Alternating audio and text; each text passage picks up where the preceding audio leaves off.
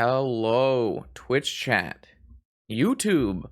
Welcome to a Saturday challenge. We've got a banger on our hands. A solid 0-2 dropper, or 6-0 into the top 8-1. So the metagame right now is filled with witches and warlocks. I don't know how. I thought witch and a warlock not the same, but this witch is a warlock. So, and this witch not only is a warlock, but it also is a pest. And I have a solution. The solution is non-flusterstormable Oath of Druids. You play Dreadhorde Arcanist and Witch. I laugh and put Grizzlebrand into play. Grizzlebrand, notable, powerful Magic the Gathering card. When Grizzlebrand is played, when Grizzlebrand is played at 2 mana, more powerful Magic card. Yeah. So the idea is the Witch decks are packing a bunch of creatures and a bunch of Flusterstorms, but they don't have good removal for Oath. They don't typically play Cage. This is not really counterable by Flusterstorm or Pyroblast, and I think it makes it for a really strong metagame call. What it doesn't beat is it probably doesn't beat Doomsday. So we just got to dodge Doomsday, and hopefully all the Flusterstorm nerds take out the Doomsday players, and then we'll just hope that's how it works or something. So this is not a new list. This is, I think, either 74 or 75 of the same combo Oath list that I played the last time we streamed this deck. I think I put a Veil back in the deck. I've been, in and out on the Veil because I have a hard time sometimes finding the green source to play Veil. Because normally you want to play an Oath and a Veil, so you need double green, which can be problematic. But yeah, I think that it's possible that the Miharu Rug Oath list is a better choice, but it's just not really how I play Magic. I would rather not be playing the 4 Oko control deck, and I would rather be trying to do combo things. So we've already got our round 1 opponent waiting for us. We've got Thim, who has been playing tons of Bug, which has a bunch of Abrupt Decays, so and Grafdigger's Cages. So clearly our metagame call has already paid off, and we can just get to getting wrecked, I guess.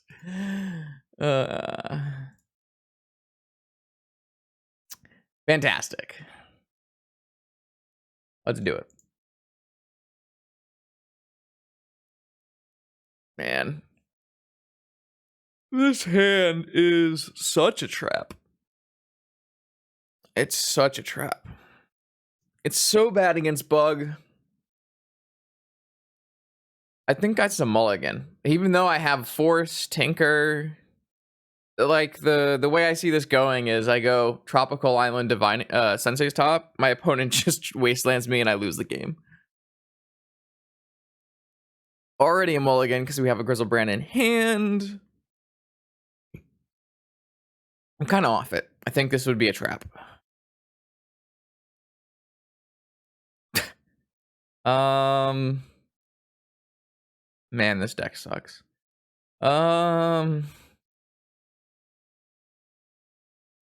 Yeah, I think this hand's bad as well. I'm gonna mulligan this one. The only land is a Forbidden Orchard. Rough. No blue land, no green land. Okay, go to 4, I guess. Perfect. 1, 2, 3. No, this is not Miharu's list. This is my combo Oath list. Any spice in the deck? The whole thing. The whole thing is spice.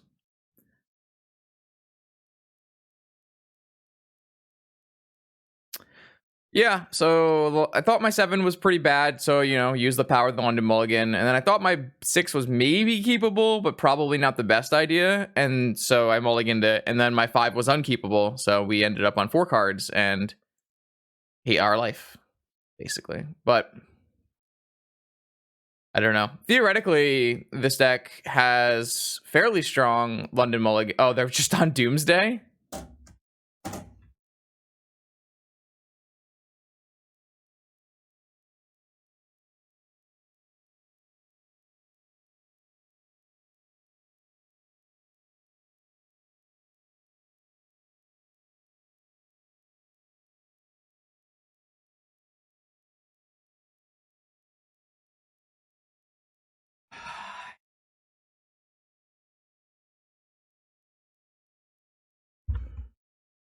Can I just drop? Can I drop? Should I just concede?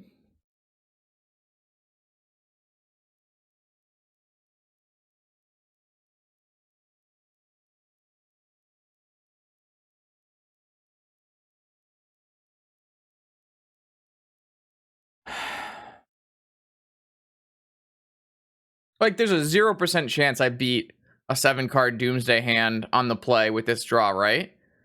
So I can conceal information by just conceding.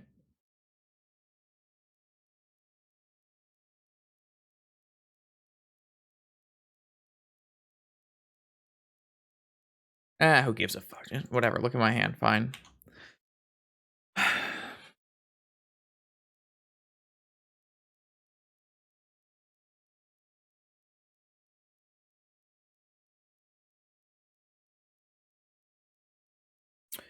would have definitely, if I thought that Thim would be on Doomsday, there's a very high chance that I would have kept one of my other hands. But I thought the probability that they were on Bug was very high. I think I played them in leagues on Bug multiple times. And I just thought my hands were pretty unkeepable versus Bug. What am I supposed to even do with this? I guess hold open force Veil. Because that's probably better than playing a Oko, I guess. I don't know. It's just so hopeless. It's just so hopeless.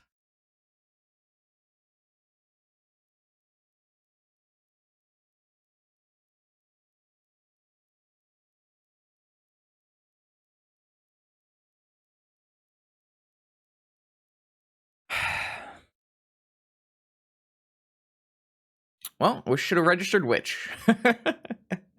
I can't believe he played Doomsday.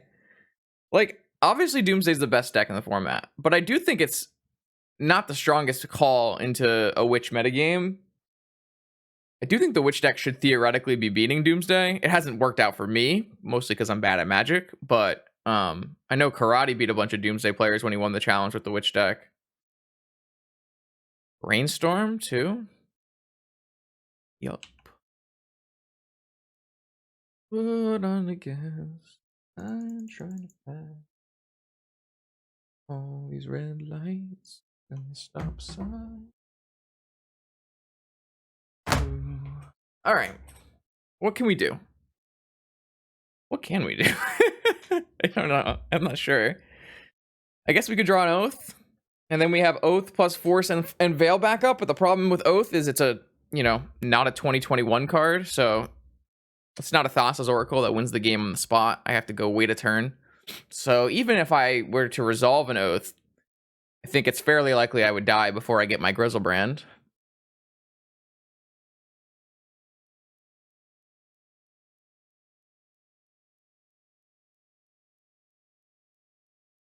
Oh, putting 2 cards back, it's a challenge. If they're waiting this long, they must have only good cards. So 9 good cards in my opponent's hand? That's unfortunate. That's a lot of good cards. And they know I have Force? Fantastic. Oath is not ever great.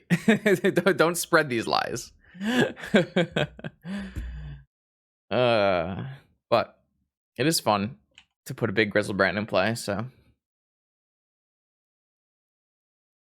Wait, what?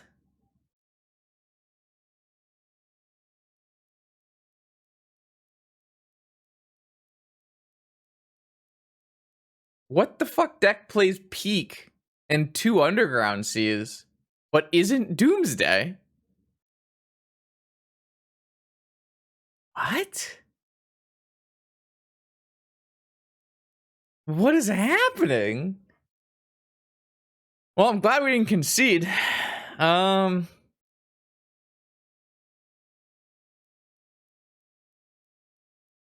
Maybe BPK pile? Yeah, maybe. They still have an Ancestral in their hand. I don't really want to force it, but it's pretty problematic if I don't. So I think I want to start by just cycling this Veil and see what they do. Because if I can draw a different blue card, that would be ideal. Oko doesn't really solve the problem because it taps me out and I can't protect my Oko with Force, and I can only protect my Oko with Veil if I draw a land. So it doesn't actually solve the problem, and the problem is not really Lavinia. The problem is Ancestral, right? So I'm gonna try to Veil into a different blue card. Even then, like, forcing is so bad. I don't know. Not really sure what the super correct play is here, but this is also not the worst thing to have in play, because I mean, obviously I have a Forbidden Orchard at this point in the game, but if I didn't have a Forbidden Orchard, I could Veil, or I could Oath off of this. But it is really problematic against like my combo, because my combo involves playing 0-drop artifacts, so it does need to be countered or turned into an elk. That's for sure. I was very surprised that my opponent was not on Doomsday.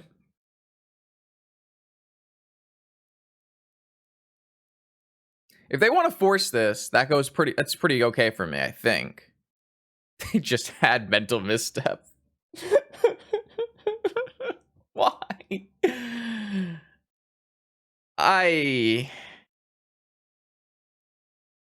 Bro, I don't know. It's just like my opponent it has 7 cards and cast a Brainstorm, and I had 4 cards and didn't.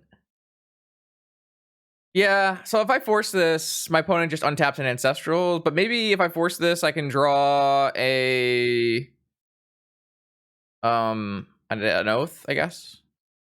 I don't know. Doesn't really matter. We died on mulligans, unfortunately. I guess we could draw an Ancestral here, theoretically. Nah, we drew a Lotus Petal. Wonderful. Okay.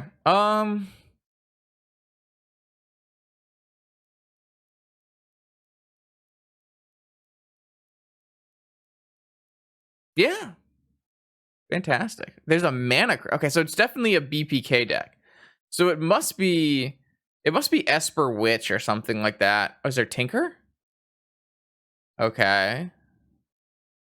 Who needs Ancestral, right? Who who needs Ancestral? All right, I'm just gonna let this happen so I can figure out what the fuck's going on in this deck. It looks like a PO deck almost. If I would suspect PO if there wasn't a peak in the graveyard.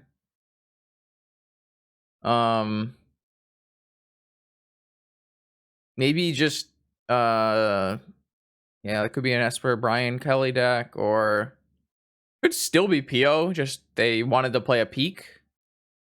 I don't know what would possess you to want to play a peak, as peak is typically the worst card in any deck that plays peak.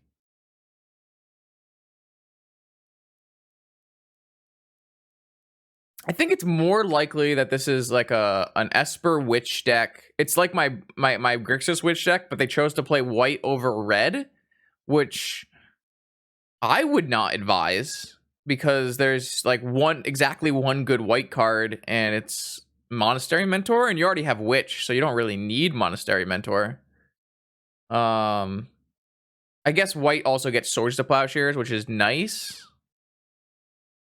but in general, I don't really see the upside of like the biggest plus in my book of one of the biggest pluses in my book for playing Sedgemoor Witch is that you don't have to play white in your Tinker deck, because I think white is just like, besides this, like I said, besides Mentor and Swords, I don't really like the other cards in the white shells, and I would rather just not have to play it if I could help it.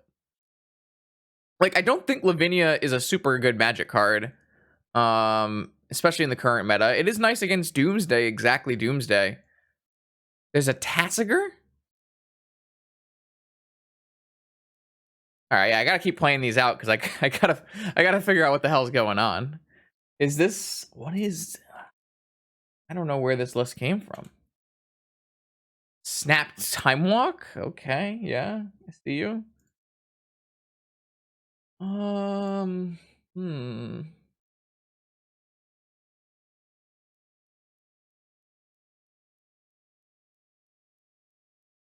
Montolio had an Esper Witch deck that went 5-0. Okay, but there was no Tassiger.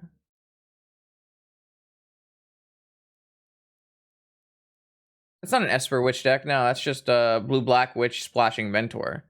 This is like a full-on Esper. There's Lavinias in the deck, you know? Yeah, the whole seems pretty good. I don't know which deck would play it. Maybe PO. It's probably pretty good in PO. It hits Collector Roof and it hits No Rod, right? So yeah, this might be just a Thim creation. I don't know. Thim is a very powerful wizard, so demonic.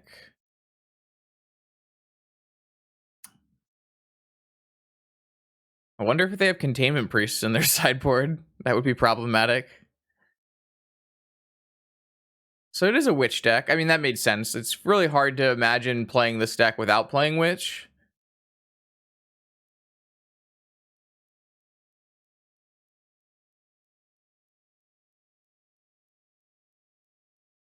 There's an angler as well? This is so weird. Are they not playing delves spells? They just chose to play delve creatures? Like, it doesn't really make a lot of sense in the metagame perspective because Tassiger and Gurmag Angler are horrible against opposing witches. Like, Sedgemoor Witch like completely invalidates these kind of like big Tarmogoyf stat sticks because they just can't get over the pest wall. So I don't really like this. And then one of the big problems that I have with these kind of big blue decks is that when at some point you like you have to play a bunch of Moxen and you'll just draw all these Moxen in the late game and you have no way to use them, and that's why I like to play red and play Dak Faden so you can turn those Moxen into spells. But yeah, I mean obviously all the cards together are fairly powerful, so it's gonna work out, but I just don't know if it's like if the deck construction makes a lot of sense. No. Thim is a very powerful vintage wizard. Not I have like a this lot of oath, respect for not Thim. like this. I mean, we mowed the four. Like, we had no chance of winning that game, but we did learn a lot. I don't think we really have sideboard cards. We're kind of pre-boarded for this matchup. I don't know if I want to bring in any of my sideboard cards. I don't think I care. No. Don't register PO in your decks. That's just not a good call.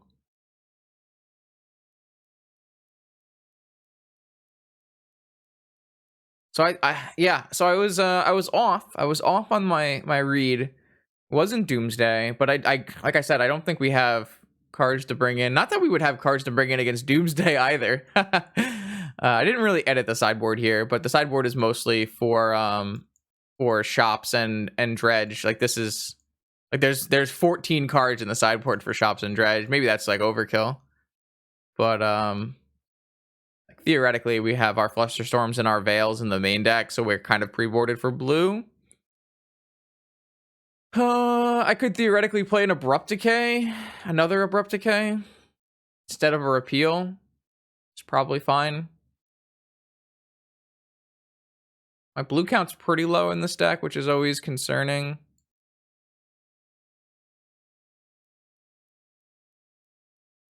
$21, plus a lot of spells we don't want to pitch, but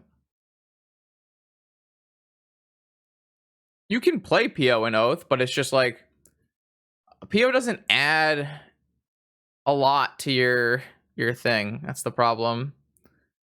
I mean, this is a trap, but but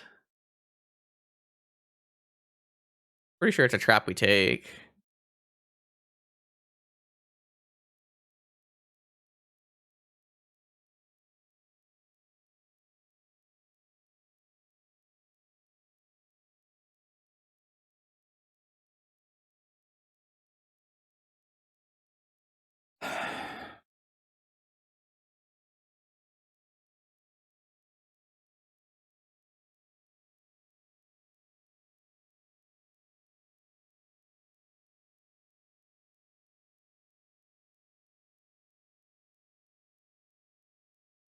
Oh, they're tapped out of Flusterstorm, so we can basically get Misstep, Negation, and Forced.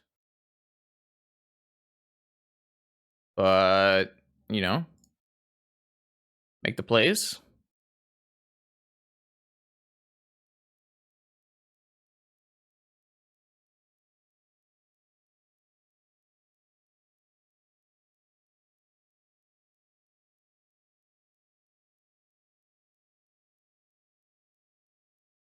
Show me.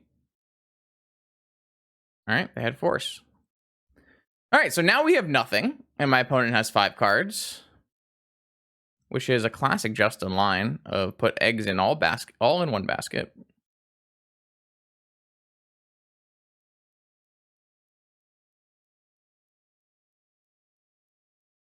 I mean, I don't think you're supposed to not go for it, right? I could have waited theoretically, try to find a counter spell, but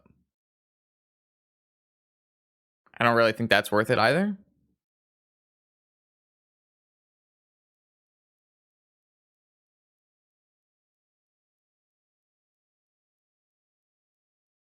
My opponent is not playing red, so why would you be afraid of Dak Faden? That's game winning, actually.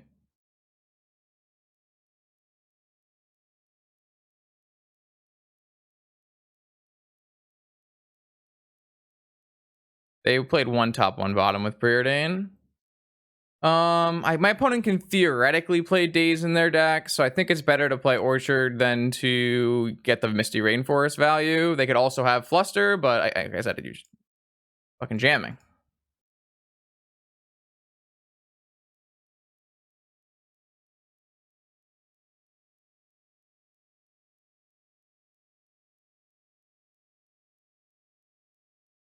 This was probably our best draw, so are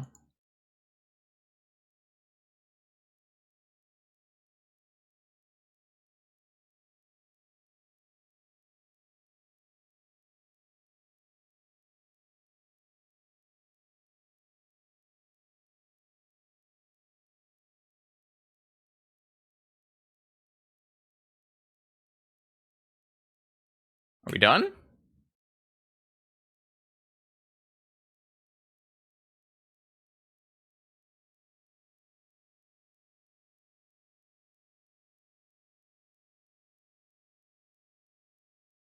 Sweet. That was a very good top deck.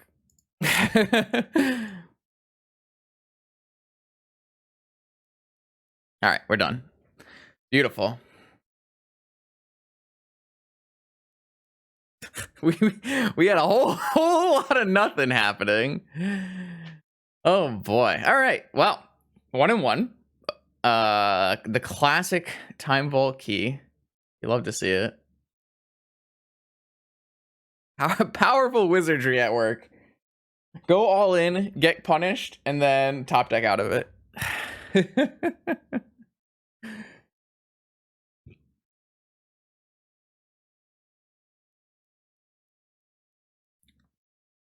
Yeah, that's actually pretty reasonable. Until we get, turn 1 Lavinia or whatever. That would be. I don't know if you would keep Lavinia in this matchup because it does turn on Oath, but it does turn off Moxen, so it's a little push and pull. All right, well, they get to cheat and look at our hand, which can only be very bad for us because now they know exactly what to counter, what to resolve, how to play. But they did mulligan, so maybe we'll be all right. Hopefully we draw a land, because then we can play Ancestral on their turn with Veil backup. That would be ideal. We drew Tinker. Unfortunate. So I think what I'm going to do is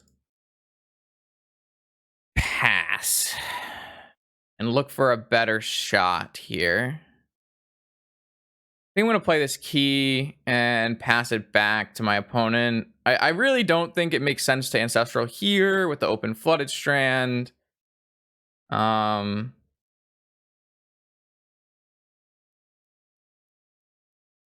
I mean, if they had if they had like force and fluster, then they might have wanted to counter the. No, I mean, I think you can just counter the payoff at this point, but. All right. I'm gonna just keep waiting. I think. I don't think it makes sense to. Jesus, that's not a good draw. Don't think it makes sense to go in here, but maybe I'm just giving them too much time. I don't know. It's very important that my ancestral resolves is the huge issue, and I have a very strong chance of it resolving if I just draw a land. So I think it makes sense to just wait, but I'm not drawing what I need. So all right, perfect. That's great. All right, I still would rather they play like a spell or something so that I can veil or first if possible. But there's some upside here to just casting in their upkeep before they draw a card. 5 cards left in their hand.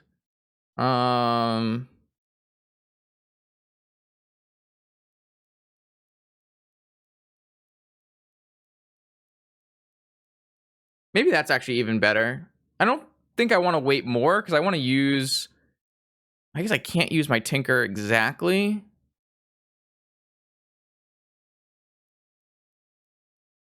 It's very interesting. I wonder if this is supposed to be Trop or C. I guess it's just supposed to be C. I don't know for sure if this is the best play to go in their upkeep, but I kind of think with them mulliganing, no cantripping, I kind of like the idea, so.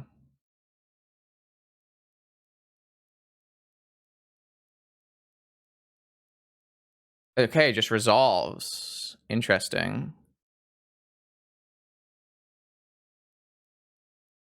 Well, we're in very good shape in this game now, I think. I don't think they could have fought over it, or they would have, but now I think what we do is we just lead on Veil and then tinker a Citadel or something. I guess we could tinker a Yogwill. That's even better. Tinker a Black Lotus and then Yogwill back Lotus, whatever I sacked, and the thing, and then tinker a Vault, maybe? That would be the best line.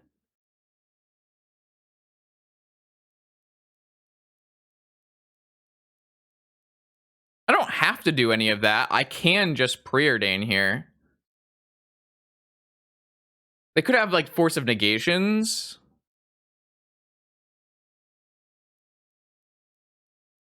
I'm interested to know what they have. I wish I could see their hand as well, because there's definitely a lot of ways I can play this. What I could do is I could just preordain, look for a land, jam an Oath. If they want to counter it, I don't care. It's probably a better line.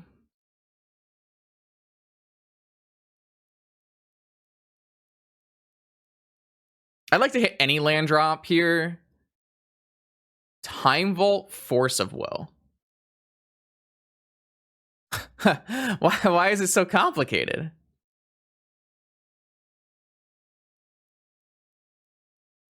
I think we just top and play an Oath.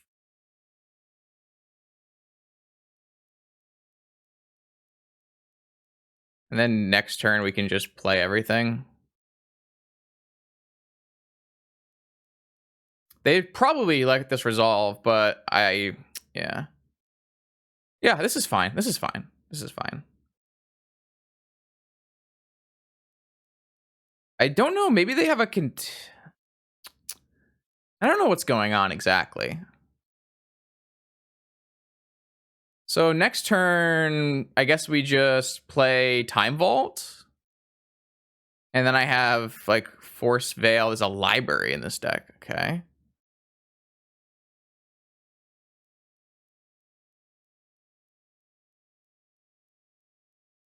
I have 2 forces and a veil at the end, so I theoretically can battle over this as well. Force. They pitched a misstep. That's so good for me. I think they just didn't have anything. That's so odd. Yeah, because they pitched a misstep and they knew I had Veil Force, so we did just like hit only action and it was fantastic. So that was nice. All right, I feel pretty happy about how that went. My deck looked very strong, but I did resolve an Ancestral, so that's kind of how it goes. This Veil looked super, super good.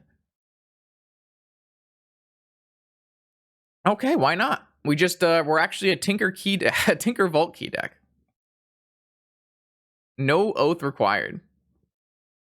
Okay, welcome to round 2 of the Vintage Challenge. It's actually a one extra person joined at the end, so it's going to be a 7-round challenge. So 6 more rounds of Vintage to go. That's no good. I've got all the cards you don't want in your hand. Try again. This is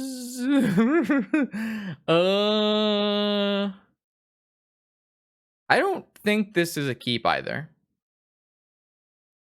Doesn't really do anything. So let's try again.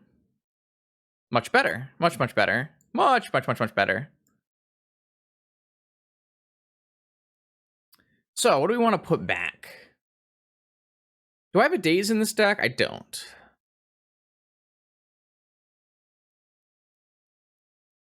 I think if my opponent's likely to be on Jeskai, I'm just going to put back 1 Orchard and Mystical. And that way I'll just go Tropical Pass, and then we'll jam an Oath. And if we draw a land drop in our first 2 drops, then we can jam an Oath with Veil backup. I think that's better than like Mysticaling for Ancestral. But I could be wrong. I could be wrong. It's definitely possible that you could say put back an Oath here, and then you go for Mystical for Ancestral and cast Ancestral with Veil back up on turn 2, and then go for Oath. Oh, my opponent is not on Jeskai. They have a Tropical Island. They have a Collector Oof. That's kind of an annoying card for me. But I'm just going to start jamming some Oaths and see what happens. The deck list should be in the Stream Decker. Or the Cardboard Live. It's not in the Cardboard Live. My bad. I will put it in the Cardboard Live. I don't know why it didn't update the first time, but now it is updated. All right, so we got Forced, but we have another one. We draw a land, we have backup. And we also, if we draw a land, we actually have protection against Abrupt Decay, which is really nice. I think I am just going to Mental Misstep this. It's a little awkward because they don't actually have a fetch land right now, but I think it's a value play. Oh, that's such a good draw. Let's actually just use this. Don't really want to give them another spirit.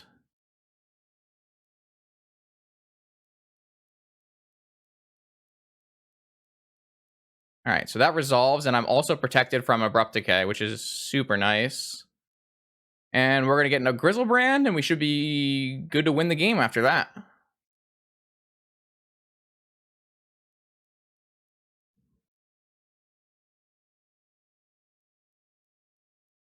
The question will be, can we activate Grizzlebrand?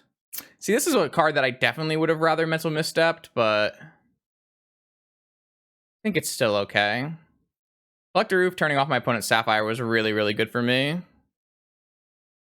So we're at 11 life. We can put a Grizzlebrand in play and activate it in our upkeep, but we can't use any of our Sapphire mana, so I'm not 100% sure if we really want to. One of the best things we could do is draw a Vamp or a Mystical, and then we put a Time Walk on top. So can I do a Bazaar Shops video? Maybe. I wouldn't hate playing that deck. It's kind of fun.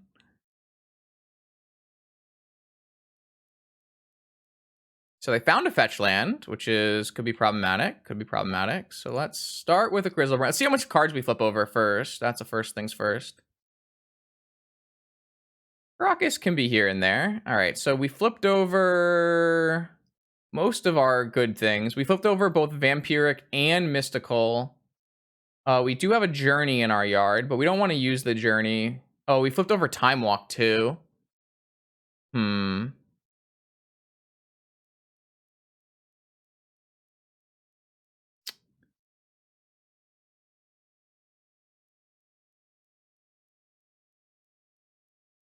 We need to keep Veil of Summer up in case they play Oko. I think I'm just going to naturally draw here and hold up Veil, and I might still oh. Unfortunately, they have this Collector Roof in play, which stops me from winning the game on the spot. But we would win the game on the spot. But we can't actually cast this here. This is like the idea, but yeah, I think it's just not correct to... How many forces are gone? 1 force, 2 force. Yeah, I'm just going to hold up Veil.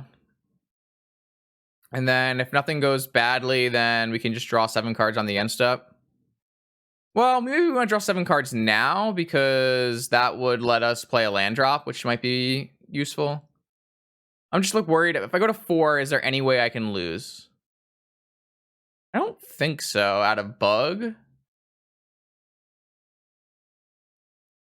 There shouldn't be any way I can lose out of Bug if I go to 4, right? I think so. Let's just draw 7. So we found a force and a land drop. So pretty good. Pretty good.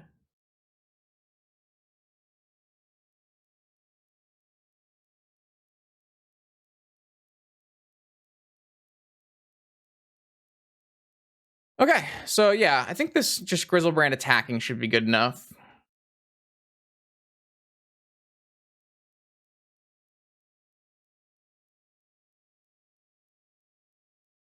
All right, they conceded. I think the only way they have out is just an Oko.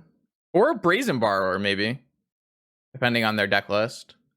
The Oof was actually kind of annoying for us because we would have, very easily won the game on the spot without it. Because we would just go Black Lotus, Yogg-Will with Force and Veil back up, play all of our artifacts from our yard and cast Tendrils of Agony, which is like the normal way. The whole idea behind this deck is when you Oath and you actually get an Oath trigger, you should be winning the game on the same turn. Which is my biggest problem with Oath is that it's slow, and this kind of lets you do the winning. But we didn't have to do that because it doesn't look like our opponent could beat a 7/7 flying lifelink, draw 7. So, my opponent is on Bug. What do we want? Do we want Abrupt Decay? Probably. Do we want Show and Tell? Probably. Do we want an additional threat? Maybe a Blazing Archon? Do we want Nature's Claim for Grafdigger's Cage and Leyline? Maybe 1. We want Forest. Probably want Forest. Kind of like the idea of having an Archon, especially if we're bringing in Show and Tell. The question then becomes like, what are we cutting? Because it's not easy to cut this many cards from our deck, which is kind of compact. I think we can just cut Vault Key. I'm not a huge fan of playing that into... I think we can just cut like a bunch of the artifact cards that we don't want to get just randomly hit by Collector Roof. I don't know if they keep... Theoretically, they would keep Collector Roof in. Even though it triggers Oath of Druids, it stops all of this stuff. So then maybe we can just take a Flusterstorm out. I'm pretty off of the idea of Flusterstorm being good against Bug. So maybe this works out pretty well. I don't know if you want... I don't know about this Archon, because if we go into this Archon, it's pretty bad compared to a Grizzlebrand, so I'm kind of off this. Maybe we can just keep a top in or something. Do I need top? Not really, but it definitely helps. This looks fine. I definitely like Show and Tell against a deck that's not playing Pyroblast. This hand's lit. This hand is very lit. I don't really like repeal here. Doesn't do that much. The nice part about repeal is it's a blue spell for force. So cutting blue spells is a little problematic in our version. Ancestral on my upkeep? No. Interesting.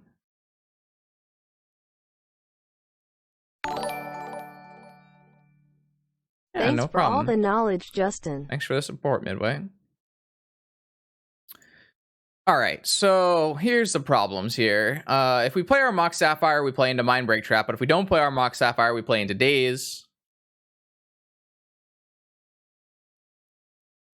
They have 5 cards in hand. Yeah, I think I'm going to go Mox Sapphire, Oath of Druids.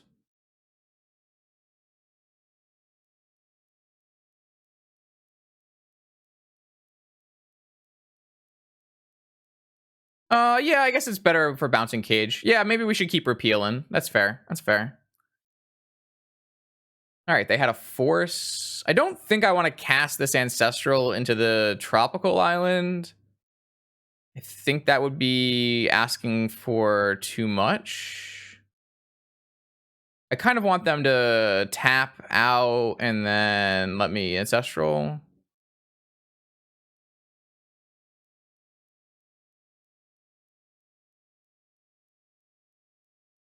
I think they have a Fluster, but they could just be representing. They don't have a follow-up. All right, so here I can tap. I can go for Ancestral at the end of turn, and then I'm good to cast Tinker on my turn. And maybe this is greedy, but that just resolved. All right, can I draw a blue card then? Okay. Well, I don't think they have days at this point. So... Tinker? Force. Force. Citadel.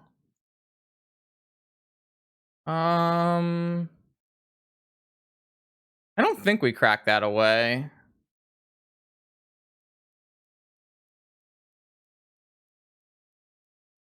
So my opponent kept a double Force of Will hand, but we had the all action hand.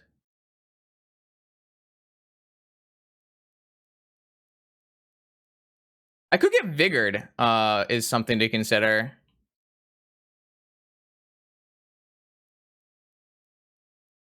Just a Goyf.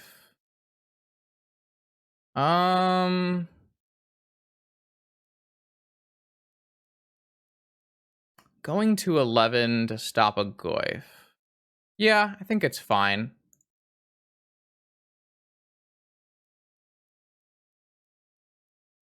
Oh, cool. We can gain some more life. Yeah, let's do it.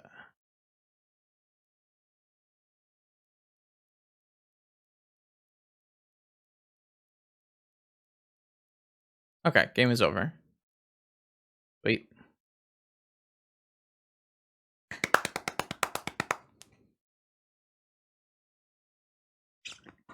This deck, I don't know. This deck, when you run hot, you run real hot. All right, chat. Unfortunately, it's round 3 in the Vintage Challenge, and we have found our way to Doomsday Master Discoveren. Unfortunate. We just won too many times, so then we have to face against Discoveren, and you know, it's a hard fought match, but we'll give it our best shot. Most likely they're on Doomsday, but we'll see. How about a turn 1 Oath? This is a very tempting hand, isn't it?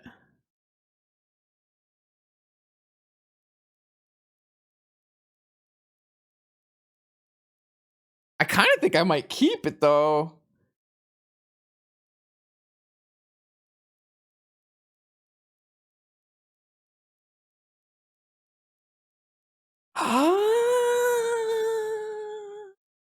Well, the thing is, the bad top decks are still fine, right? Like a bad top deck might be a land. I think this is a keep. I might Veil on their turn if they can't play like a Preordain.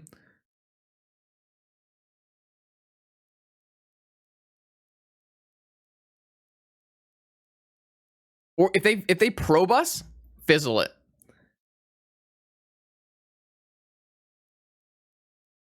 When you play against Discover and the best just ain't good enough. What I'm gonna do is I'm gonna play Sapphire and Jet, and that's it. Keep it on the down low.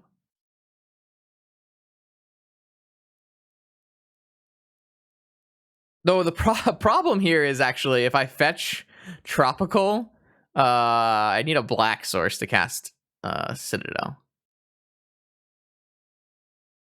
That is a problem.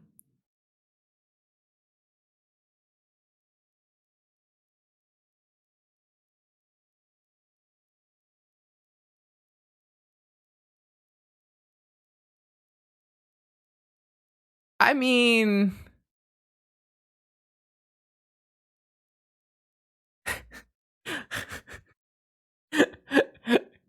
get this out of my fucking format. I'm so over this. Get it out. They've never not had it ever in their life.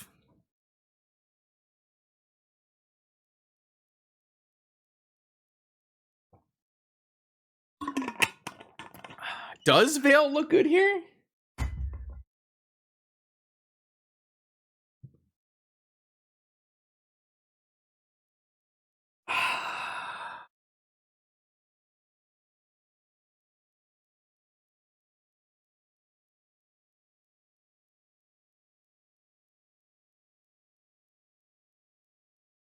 Oh.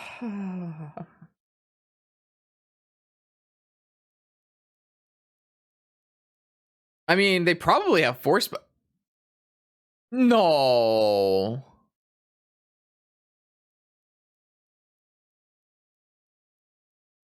Get this deck out of the format. All right, we're safe. We're safe. They just have, get the hold up counterspell instead. All right, I think we're supposed to cycle this because it's pretty impossible for us to.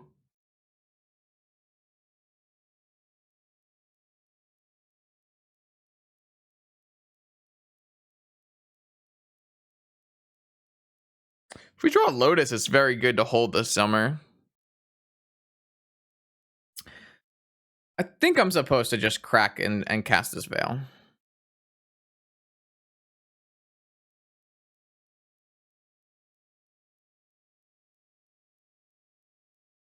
Ooh.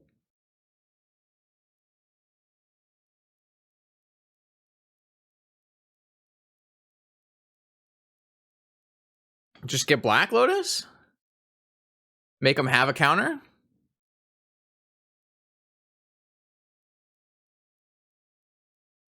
What about Tendrils? How close is our Tendrils? 1, 2, 3, 6 damage?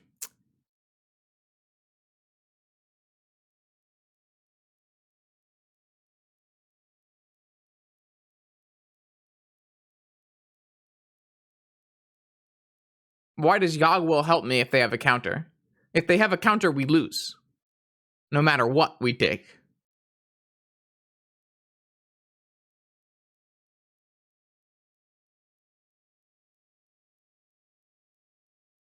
Pretty sure we just have to take Lotus and just living on a prayer. Oh.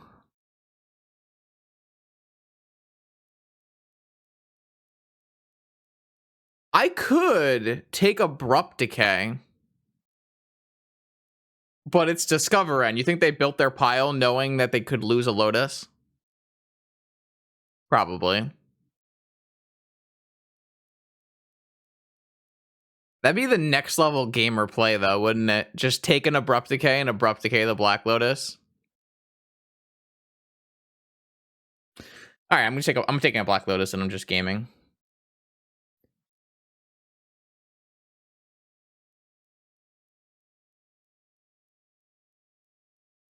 What? Oh, hold on. Snake.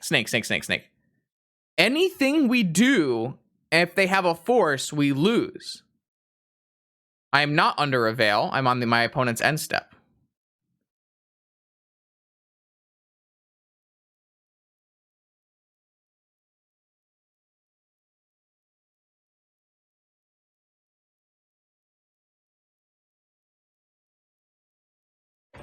Hold up. Wait a minute.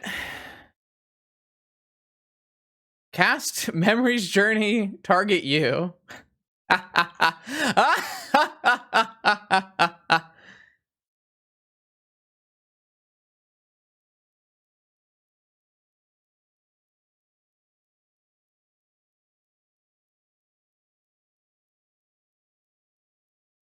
This might get... Oh, we just win? Ooh! Ooh! Wait, we just beat Doomsday in a game? Wow! That Veil of Summer has been real nice. Veil of Summer has been real nice. Now, we have no cards to board in this matchup. A classic.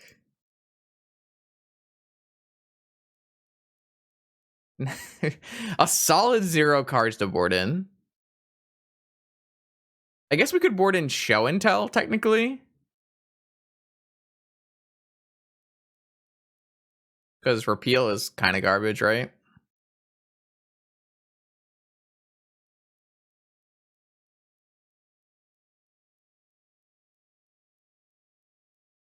Memory's Journey. The Lethal Memory's Journey.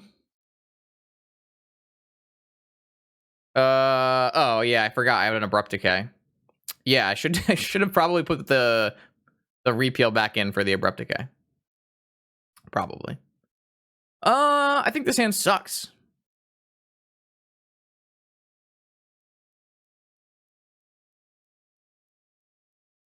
Hand sucks confirmed. Mulligan. Okay, I can fight with this.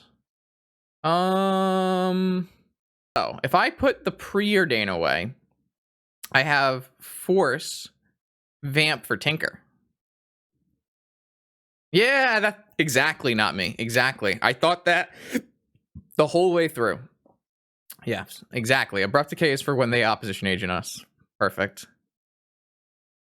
I guess theoretically, it's better to pitch the Force than the Preordain, except if I draw another blue spell on turn 1. Oh, wait, no, because I'm losing one no matter what.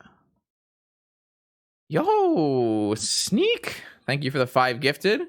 Appreciate it. Congrats, everybody. Such a powerful wizardry. Let's just get rid of this. Done. This way I can actually cast Preordain if I draw a blue spell. I was wrong. I like that. That's a good way of owning up to it.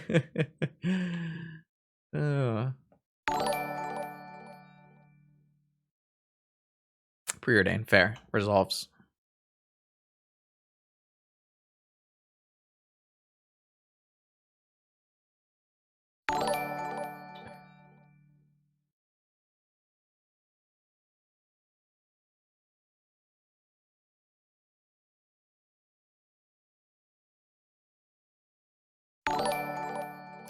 If only everyone in my chat who was wrong gave me $20. This draw not great. I don't think I'm allowed to cast Preordain, unfortunately, now.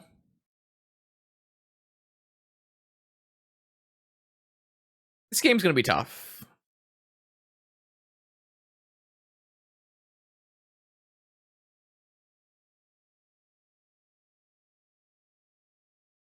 Is Vamp for Show and Tell better than Vamp for Tinker? Or better than Vamp for Ancestral? I think vamping for Ancestral is the correct play. Right. They're holding up blue black as as Doomsday after putting one on top with Preordain. How can I take a 3-mana blue spell and think that's the right answer? If I had a Forbidden Orchard, I would consider Oath. But I'm pretty sure it's just Ancestral, cast Ancestral on their upkeep.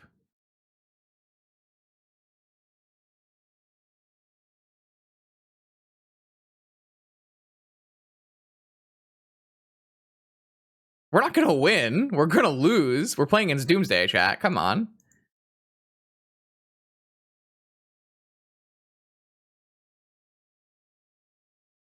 Opponent probably has 5 counters in a Doomsday. Ooh. The old Resolve Arena.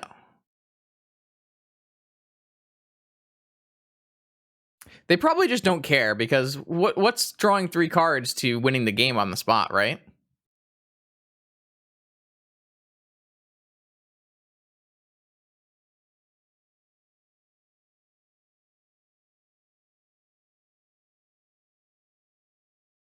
Am I supposed to pitch Preordain?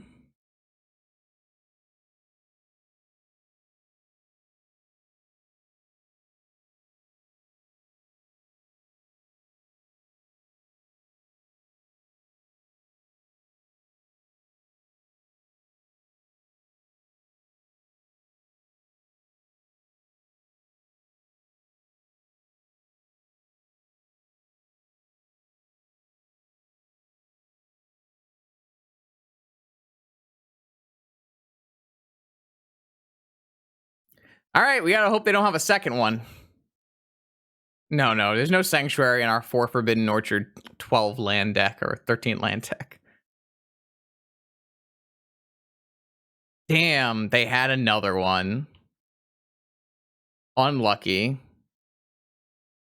Said actually no one ever, because yeah, that's why the first one actually got countered. The Sanctuary would be terrible in this deck. Look at this deck list.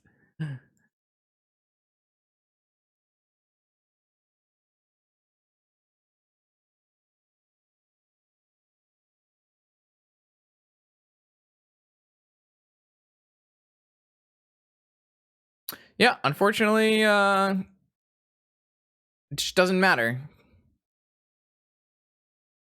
What's a force to a Doomsday?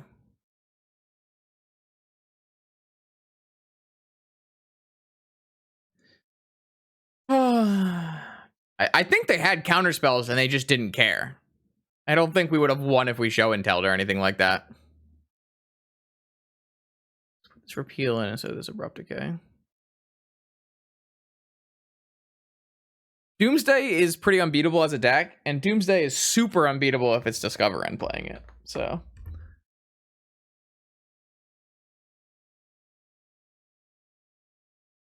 that's a good hand though. That could beat Doomsday.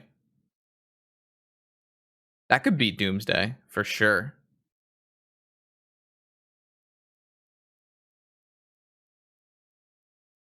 Just looking for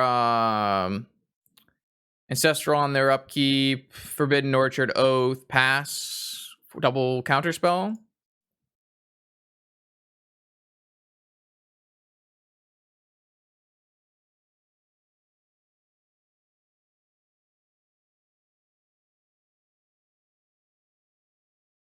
I still need a Forbidden Orchard though.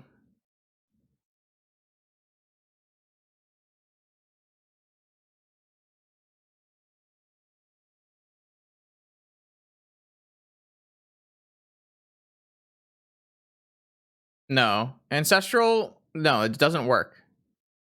Like theoretically it works against a bad Doomsday pilot, but a good Doomsday pilot will just play around it.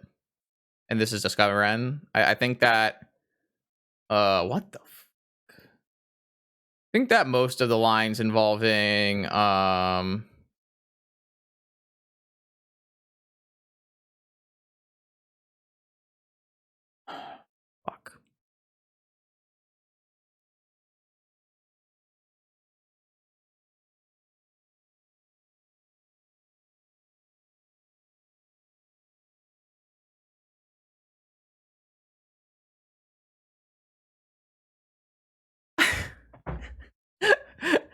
They had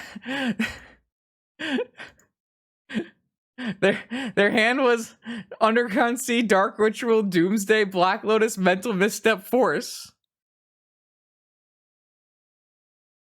Why does this deck exist, dude? Fuck this. Restrict this fucking card.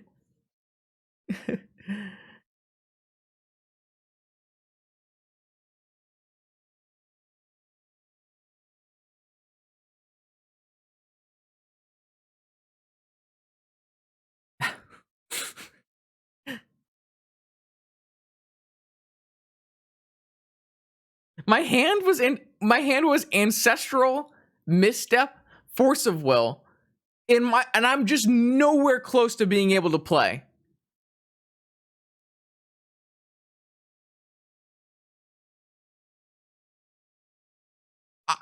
This is in my top 1% of openers.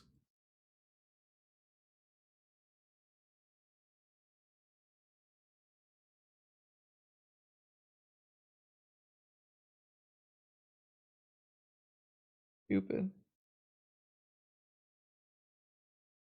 Of course I'm gonna let them play. What do you want? Like, well, I'm not gonna concede, but like, we're just dead on the next turn, or on this turn, depending on what their hand is.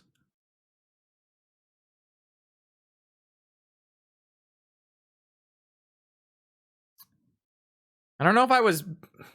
I don't think I can keep Time Walk because, unfortunately, like there's no set of plays that lets me Time Walk into an Oath trigger. So I figured I'd rather have Preordain in case this got forced, so that I could try to find something.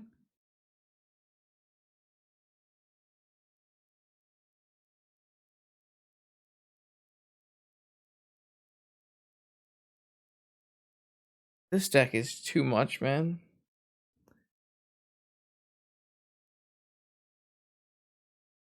No, I don't think this. I actually don't think this is in the top 1% of their draws. I think this is like a pretty top 25% draw from them. Like, I just think that this is like what almost all Doomsday hands look like.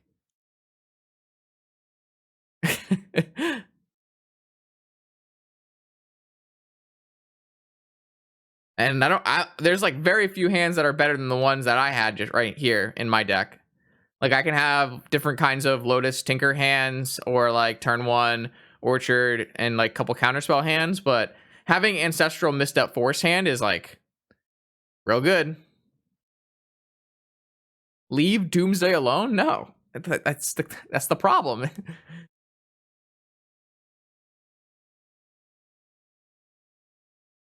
They're not going deep because the hand is awkward. It's just because they're very good and are very thorough and play around a bunch of cards.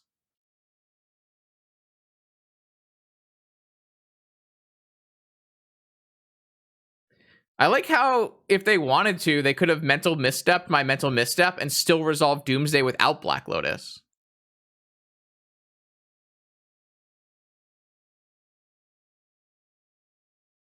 I don't know if I want to try to figure out what's in their hand because, all right, if depending on what I guess I have to figure out what's in their hand. That's not a bad draw, but we just don't have the things to facilitate it right now. If we had a Forbidden Orchard, we might have won this game. All right, so opponent has 7 cards. One of them is Black Lotus in the pile. And then there is 1 Oracle. No forces. Do a quick land count. 1, 2, 3, 4 Underground Seas. I don't know if they boarded out Island or they have Island. They must have Island. 1, 2, 3, 4, 5, 6, 7, 8, 9, 10, 11.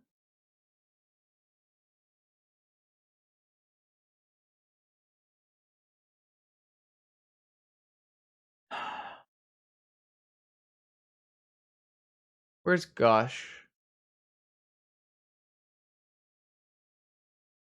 They have Gush and Recall?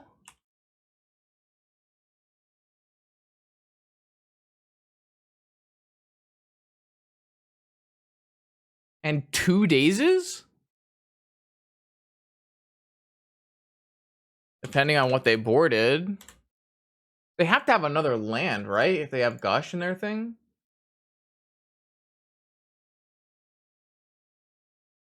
They should have an island, I think.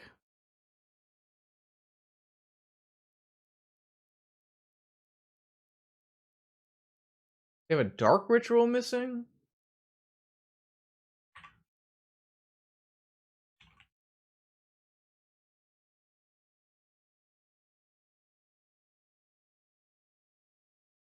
What about Flusterstorms? Maybe one Flusterstorm? It kind of depends on what they boarded out.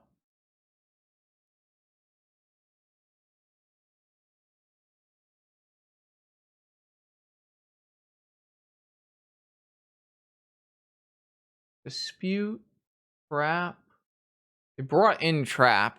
I think that's the only card I saw that they brought in. Looks like they only brought in a Trap. That's the only card they brought in. So they only cut one card. So one of these cards doesn't actually exist in the pile.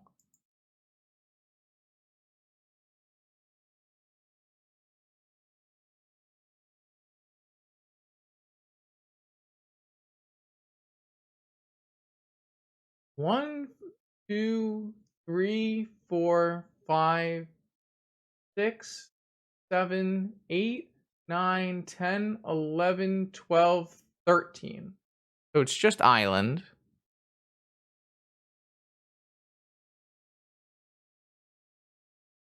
I have 9 cards here. Okay, so 2 of these cards don't actually exist in their pile, and then that's the rest of it, I think.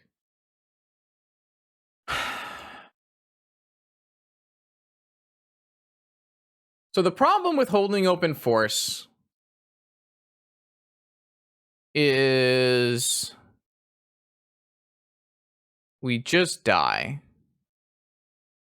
We can beat a daze because we have Jet.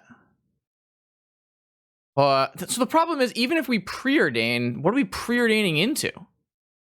There's nothing, right? Because we need to hold open force.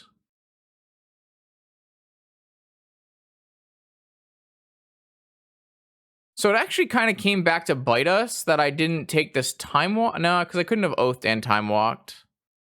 Ancestral Recall is in our yard, friend. Don't think Memory's Journey would do it.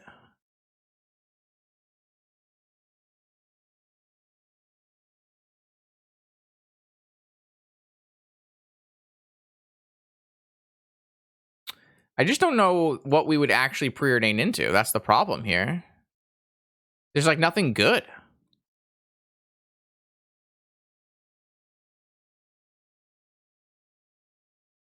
Like the upside is if we just hold open force and buy a turn, then we could top deck Tinker.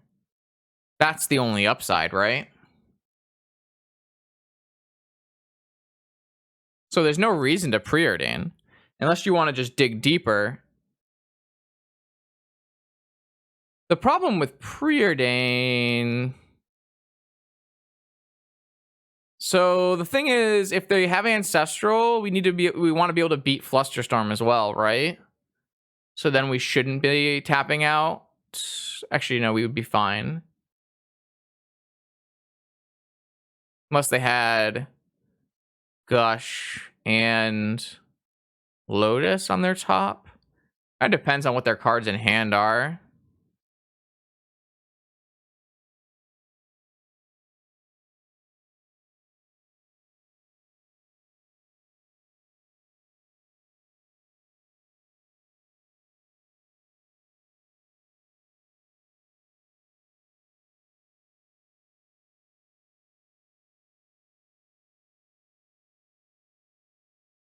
I don't think they have Daze. I think they have Gush or Recall in their hand, and then a Fluster.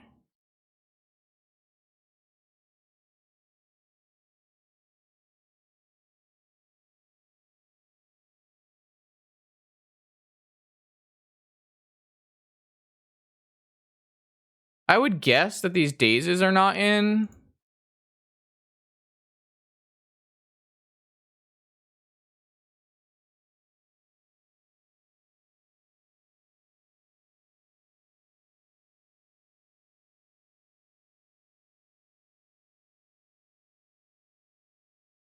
The problem is, if I force something and it actually works, they're just going to use the other draw spell, theoretically, on their next turn, right?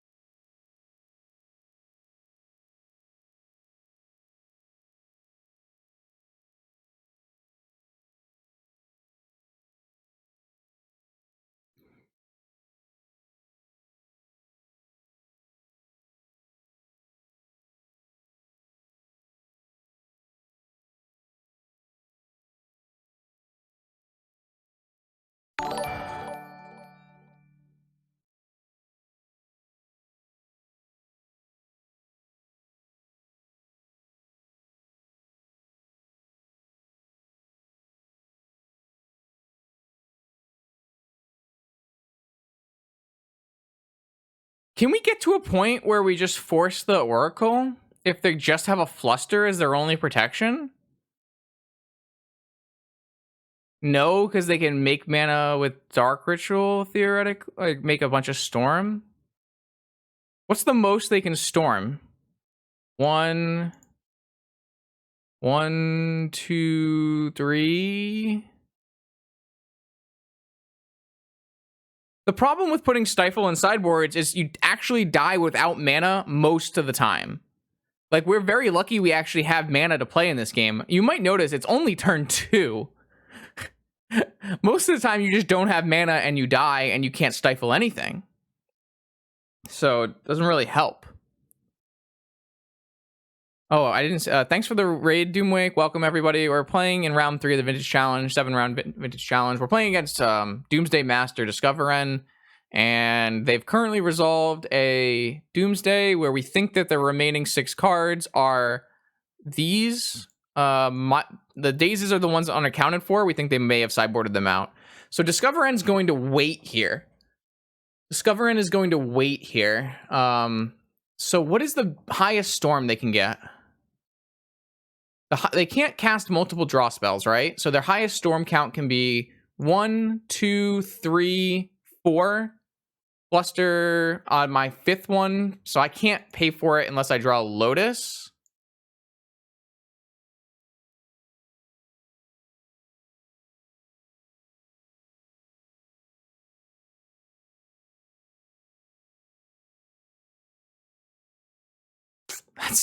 I hate playing Tendrils, man. I hate playing Tendrils so much. Oh, I hate playing with Tendrils so much. So now they can replay the land. Because Brain Freeze is also a shit card.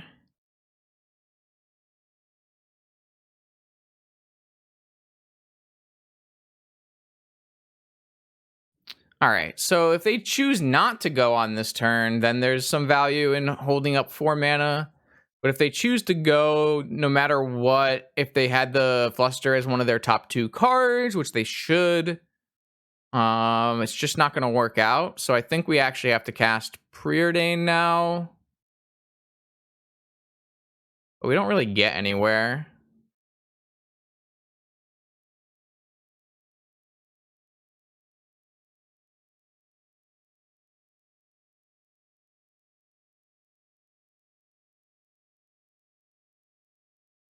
I'm not even sure Brain Freeze would be super good right now.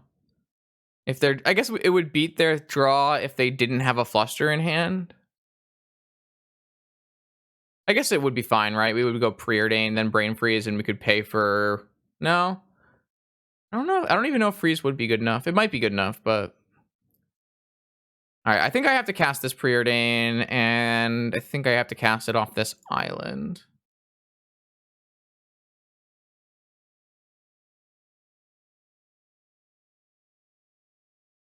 They could have even put the Fluster as their first card. I don't think they would, unless the Fluster was their last card in hand. One of their last cards in hand. Oh, I think our winning chances are so low.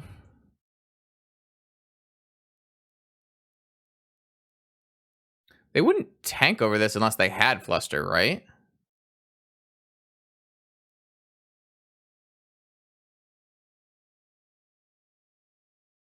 Oh, their first card was Ancestral. So they're going to Ancestral into their Fluster and Fluster my Preordain. Sure. I mean, well, I mean, what were we gonna do? Like, what the fuck you want me to do, Wombo? I don't have other lines.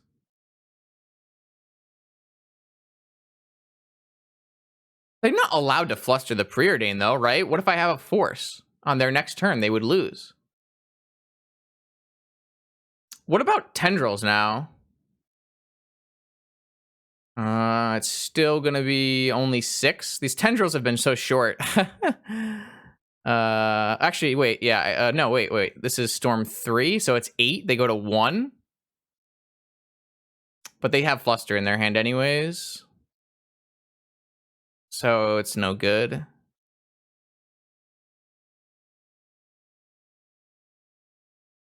Oh, this is going to get flustered. It's really unfortunate because I think if we had... If this Tendrils of Agony was a blue card, we would be in way better shape. Very unfortunate. That is one of the problems with this deck, is it has a very low number of blue cards in it. Well, because I think they're going to fluster this Demonic Tutor. But maybe they won't. Maybe they just hold the fluster and they're still fine.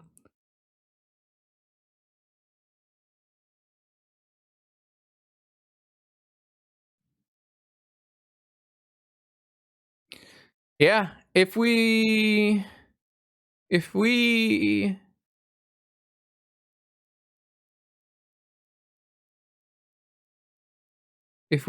a blue card, it might be okay.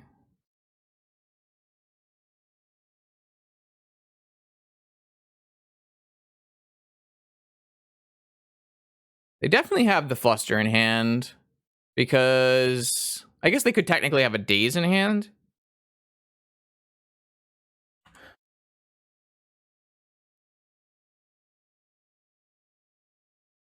I think our line is just go Black Lotus Tendrils and hope they don't have fluster, right?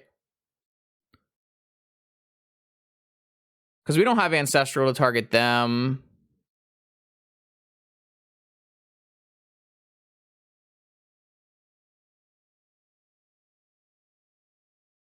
They don't have Force of Will. They have... all the Force of Wills are exiled. This is what they have. They have some combination of these 5 cards. Well, of these 7 cards, they have 5 of them. And if they're tanking this long, they theoretically have a fluster or a daze, depending on how they sideboarded.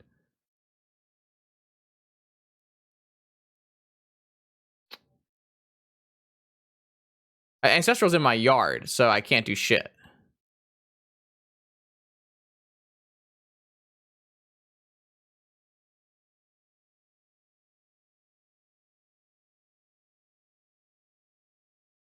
If I had a blue card, no, fluster wouldn't do it.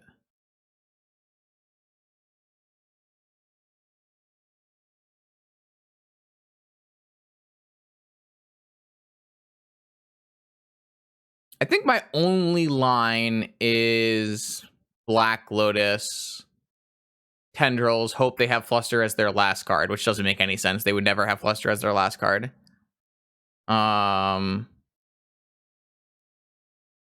Because that's kind of the same thing as me going... It's better than me going blue card, try to force, because it at least allows their last card to be Flusterstorm. Which would make no sense. It would make no sense for that to be the case, but It at least allows an out. Whereas, yeah, I mean, I don't know if they would. I don't know if they would daze the Lotus. Maybe they would because they're very good. But none of these other lines do anything remotely passable. Oh, they could daze a copy. Fair. Yeah, that's fair. I don't think it matters because that's our only line.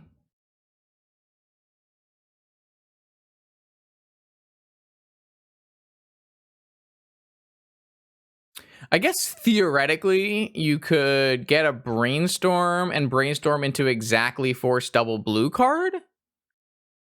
But that has got to be a lower. Well, maybe that's a better. I don't think they have daze. I think they have fluster. Grab a probe and check for fluster. I don't think that does anything for us.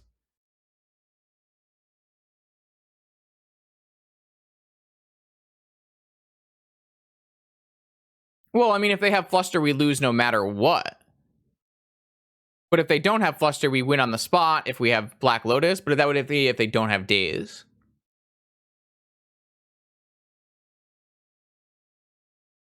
They have to have neither. I think no matter what we do, they have to have neither. Maybe brainstorm for blue card force of will is the best. It's got to be like a super low chance, but if I do hit double force, we do win. So it's better is the likelihood they don't counter brainstorm and we draw exact 3, or that they put fluster as their 5th card.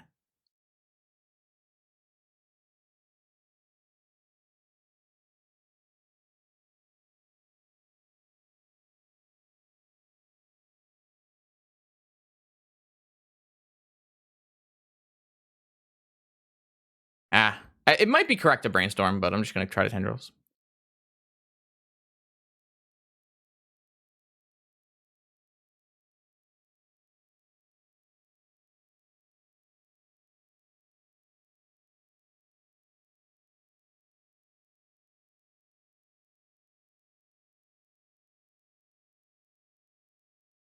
If we had a blue card, they would have to fluster this, and then we would counter their Thassa and win. So if we just had a blue card, we would have been fine. I think brainstorm is correct. It's like a 1%er, but it's probably more likely than fluster being their last card. So we'll find out. We can draw the top 3 after. No, we didn't win this game. We lost. We needed to draw one more blue card instead of Oath of Druids. But Oath of Druids was in our starting hand, right? So technically, we won this game if we had a blue card and they don't have a daze. But we don't have a blue card, so it doesn't matter.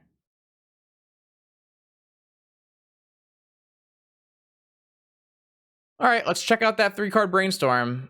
Nope, didn't work. Nope. Yeah.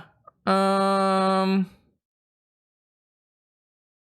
mean, they could have also had a daze and they boarded out 1 dark ritual because they're a master, right? That could totally be true.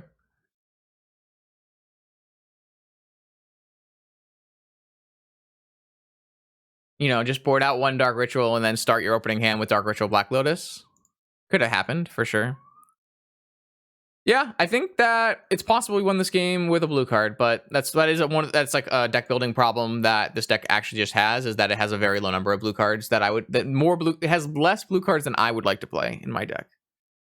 So, welcome to round 4 of 7 Vintage Challenge. We're playing against Alberto. Alberto's a pretty powerful Vintage Wizard, typically a bug aficionado. So maybe we can oath another bug player out of this tournament. Kind of an interesting hand. Has a force and a tinker. Obviously, the Grizzlebrand is not ideal. However, I don't think this is. I don't think it's a mulligan. I'm just looking for 1 mox into tinker on turn 2 with force backup. So I'm down to keep this hand. It's not the strongest hand of the night, but it's definitely within reason. I think I would mulligan if I had like double Orchard, but this is okay. And I'm definitely going to preordain looking for Moxen. Another force and a land. So this is kind of a hard. It's kind of a hard choice because if we get like wastelanded on turn 1, we definitely want this Misty. I don't think we want the force. The question is, do we want the Misty? And I think I would rather just risk it for the biscuit and just put it away. It's kind of a risky play, but today we are drinking Sunday Feels. Almost on target. It's a sour from Dogfish Head, which is real good.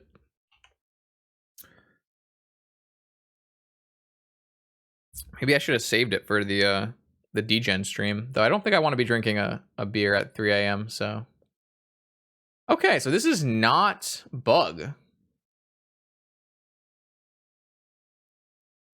This is not Bug, it looks like. Maybe Alberto has changed to a Witch deck, Grixis Witch, which is also something we were trying to beat with Oath of Druids. However, Oko and Tinker are not great against the Witch deck because the Witch deck is playing, 5, 6 Flusterstorm Pyroblasts. So, unfortunately, if that is what we are playing against, this hand itself doesn't line up particularly well, especially against double. Did they just gush on turn 2? That must mean they have like Tinker Fluster, right? Or maybe they just have Ruby Sapphire so they don't care that they're missing land drops. I guess that's fair. Having Sapphire Ruby is pretty problematic. Question. Do we Time Walk? Pretty bad, I think. So, no. Yeah, we're super far behind in this game. Obviously, our opponent has 3 on-color, or I guess 2 on-color fast mana, along with having drawn an additional 3 cards and time walked. So yeah, so it looks like it's Grixis Witch. We've got an Arcanist in play. So it's probably just my deck list or, Karate's deck list from last week.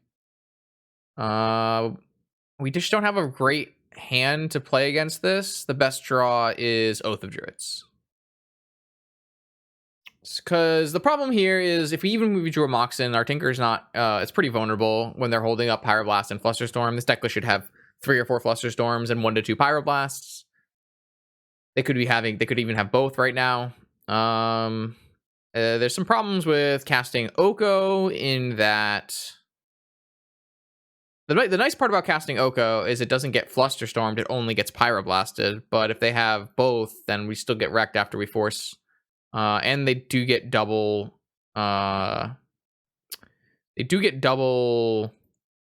spirits. And so I can't do something like Oko the Arcanist so they can't flashback preordain because then my Oko would die. I would take 5 from the 2 spirits. So what am I going to do? Time Walk or Demonic Tutor, both will get Flusterstormed. One will get Pyroblast or Flusterstormed, and both give my opponent a spirit. But I think they make more sense than like playing Oko here. I could Demonic for a Mana Crypt. Play my Mana Crypt. Time Walk. And then try to Tinker. But at that point, I'm taking 1, 2, 3, plus 2, plus 3, 6, down to 14. Doesn't look good no matter what we do. I do think that we have to probably go for a Tinker line. We could technically Demonic for Oath. It's just pretty far away. I guess if we Demonic for Oath and we hit land drop, we could go Oath Time Walk or Time Walk Oath. Well, let's find out if our Demonic resolves first. How about that? Nope, there's a Fluster, which we kind of expected at this point. I technically could counter a Fluster by going Force on a Fluster and pay.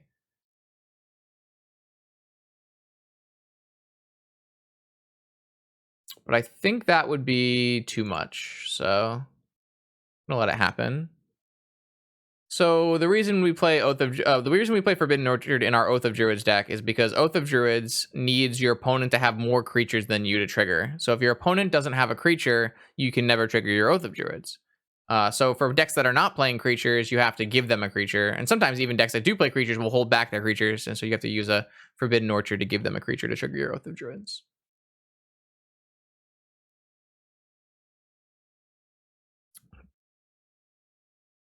Unfortunately, my opponent was so far ahead that they didn't really care, and they just jammed an Arcanist. So they didn't really. I already had the Orchard, so it's not like the not playing the Arcanist is going to prevent them from triggering Oath. So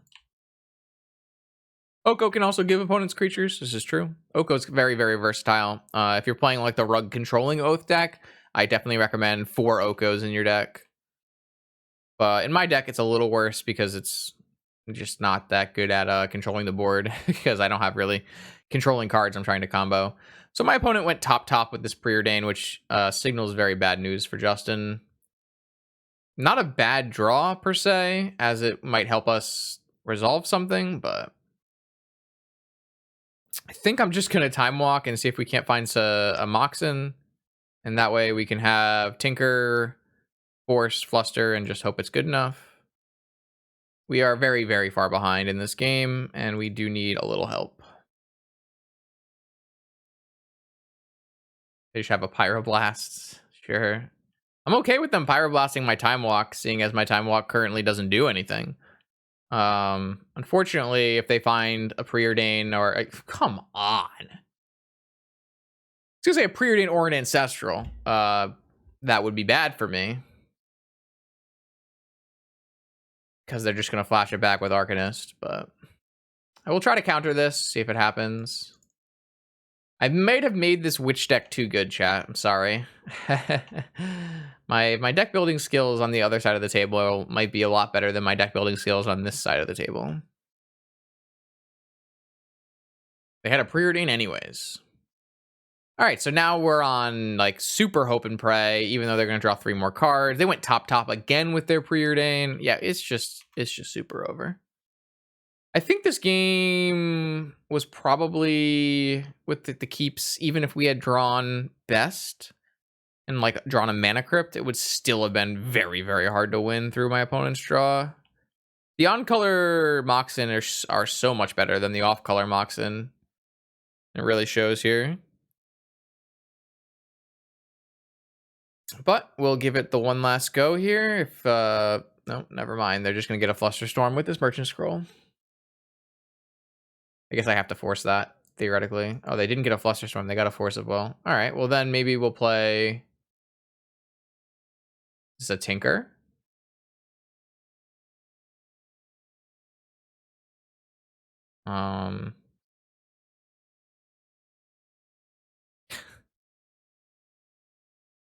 Okay, you got a Tinker.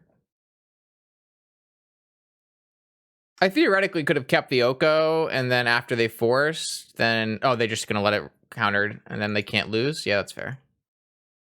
Sorry, I didn't have anything anyways. Alright, yeah, that was just a complete brutal beating. Do we want to make changes? We want an Abrupt Decay, that's for sure. And then, what kind of sideboard hate did I put in the deck? Let me go look. Oh wait, I can just look over here, right? Let's go take a look at my Ravenous Trap, Opposition Agent. Opposition Agent probably comes in not too bad. We could theoretically Blazing Arc on them, but the problem is they have an alternate win condition of just Citadeling us. So I don't think we want to Blazing Arc on them. I think we would rather, like, they can't beat a Grizzlebrand either, so. Theoretically, we could bring in Soul Guide Lantern. I kind of think Mystical Tutor is quite poor. And Repeal is not doing much. Go like this.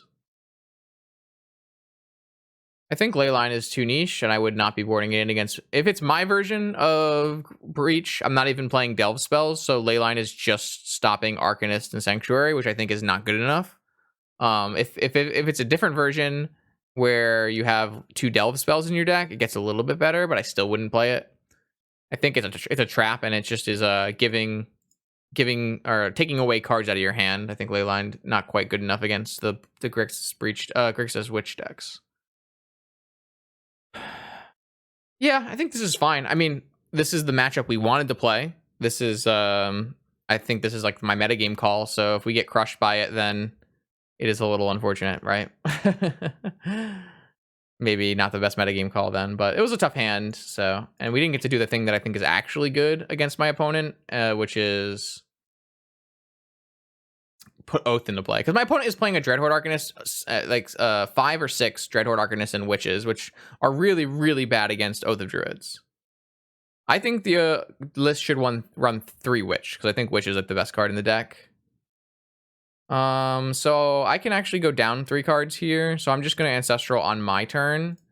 They're probably not going to force it, seeing as they don't have another blue card. I'm going to get a Underground Sea. My opponent has a great hand, though. Ancestral, turn 1 Arcanist. But our hand is a lot better now, so I think we just play this Oath out, because if they play the Arcanist, they're just dead.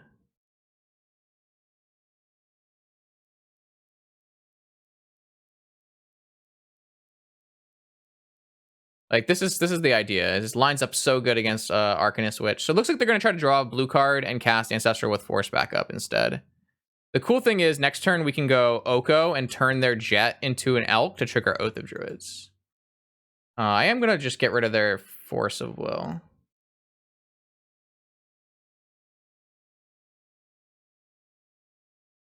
So they might just not play the Jet, because they went for Ancestral.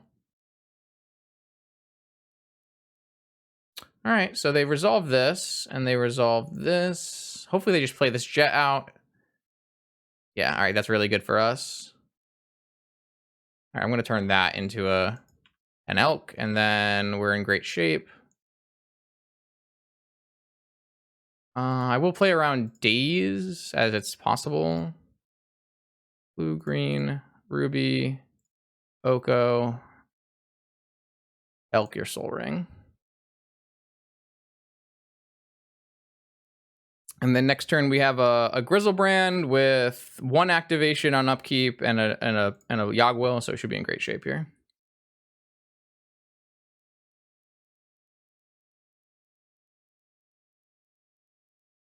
Pyroblast my Oko. It's pretty strong.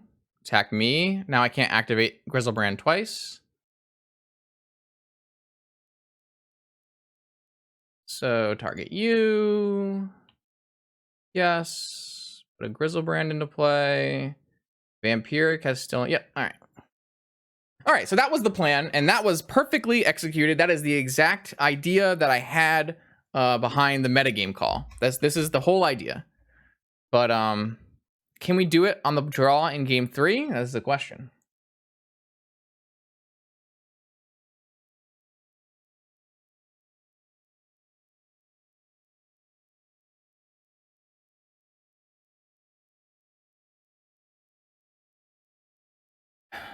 Just looking for turn 1 Oaths with Force backup. Yeah, I think this one's not... I mean, I have a Brainstorm, so it could be fine, but on the draw, it's a lot worse.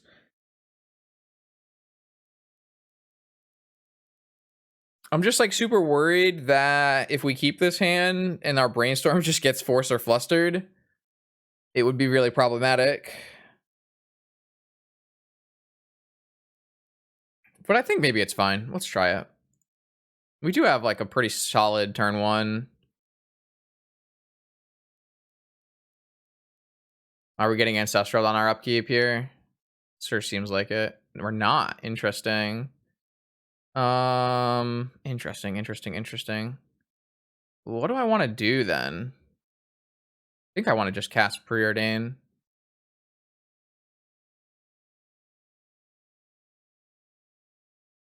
Force Fluster.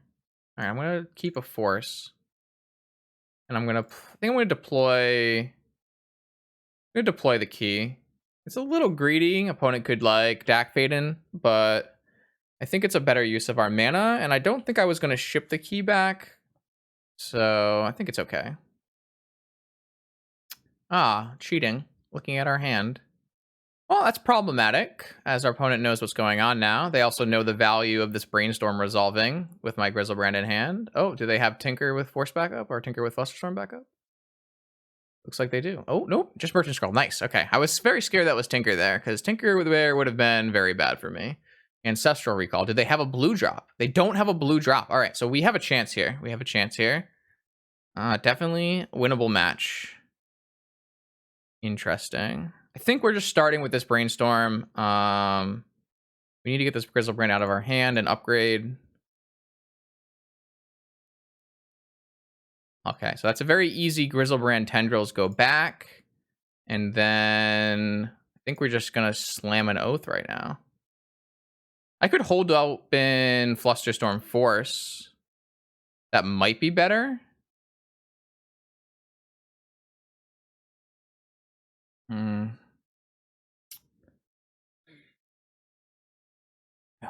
Hold open Flusterstorm Force. They know they have Ancestral, but I can't counter Ancestral without Flusterstorm and Force. I guess I could technically counter it if they had no backup. But this way our Oko is good next turn. Yeah, I think I'm just supposed to play that. So there's some inherent risk in making this line here, but I think we're just supposed to do it. Force. I think it's more important that this is interesting actually, because I could just let the Oath get countered and then force their Ancestral, and they're on 4 cards Mana Crypt C, and I could play Oko. Wow. I don't think this Oath has to resolve. I'm off it. I'm gonna let it get countered. They know I have a Force, and they know I let it get countered. So it should be interesting. So I know my opponent's hand is 3 unknowns and an Ancestral. A land drop would be pretty good for me, because then I could like stand up this key and attack. I guess the best thing would just be a Time Vault, but... Alright, they're going to pass back. Maybe try to force on my Ancestral. Oh, we drew Tinker.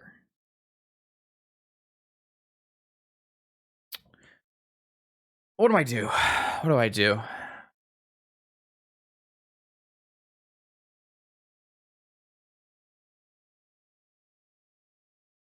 Just cast Preordain and look for blue sources?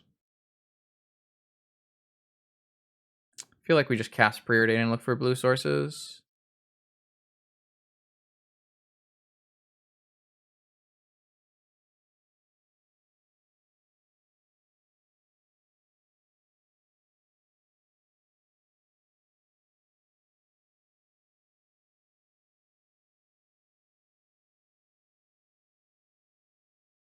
I'm gonna hold for one more turn, and then we'll go for it.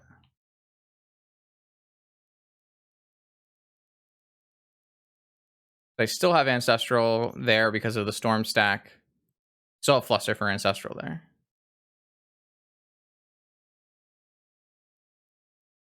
They're going to pass again. They missed again. All right. So is this good enough is the question. I could always Oko and turn off the crypt, but I don't like that. That is something, isn't it?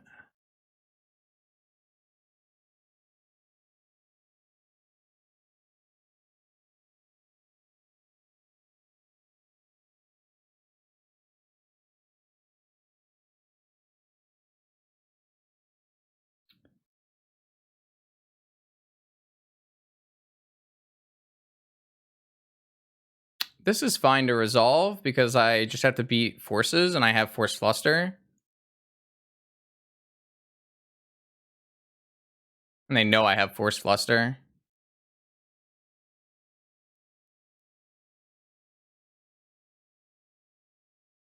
And now we have infinite turns. Let's go! Okay. Opponent tripped up a little bit there on mana, and it ended up going pretty well for us. Can definitely happen on the play. I'll take it. I'll take it. We are in round 5 of the Vintage Challenge of 7 rounds, and our opponent plays every deck, and it appears our opponent is on Dredge today. They play a lot of stacks, Golo stacks the most, but I've also seen them on blue decks and combo decks. So, and now they're on Dredge, so the range continually expands for Hodo time.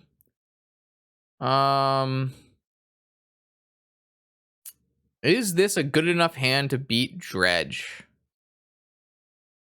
Don't think so. I do not think so. I think we need to do better. I think we need a turn 1 Oath and a counterspell.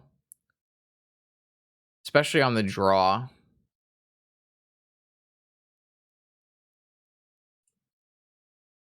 I can shuffle, on my second turn, I can shuffle some Dredgers in.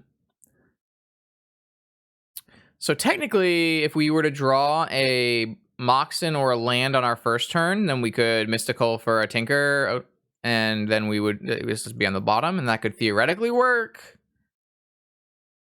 But I kind of think it's a little sus still. I think I would rather London Mull and just keep trying. Did my opponent kept their 7 after powdering, which is problematic. But they might just be on no force version, and they've already lost an unmask. They might just have 2 unmask as interaction. So we might be able to get away with trying to find a better... Like, I just want to turn 1 Oath, really, is all I really want. Oh, there's an Oath, but no mana. Mulligan to 4. I guess this is what we're keeping on 4. Yeah, unfortunately, I think our hands were quite bad. But there's not much we can do about that. Not much we can do. We had some real good hands in the last round, especially that 7-card keep in game 3. So if I can draw a Moxen, I can Memories Journey all 3 of their cards back into their deck. All right, I guess we're doing it. They just have like Dakmore Salvage and Bloodghasts. So let's just get them.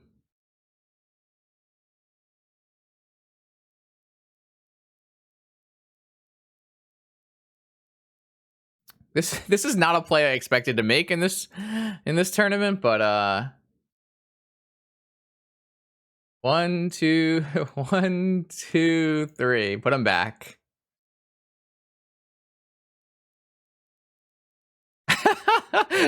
Wait, we should screenshot this shit.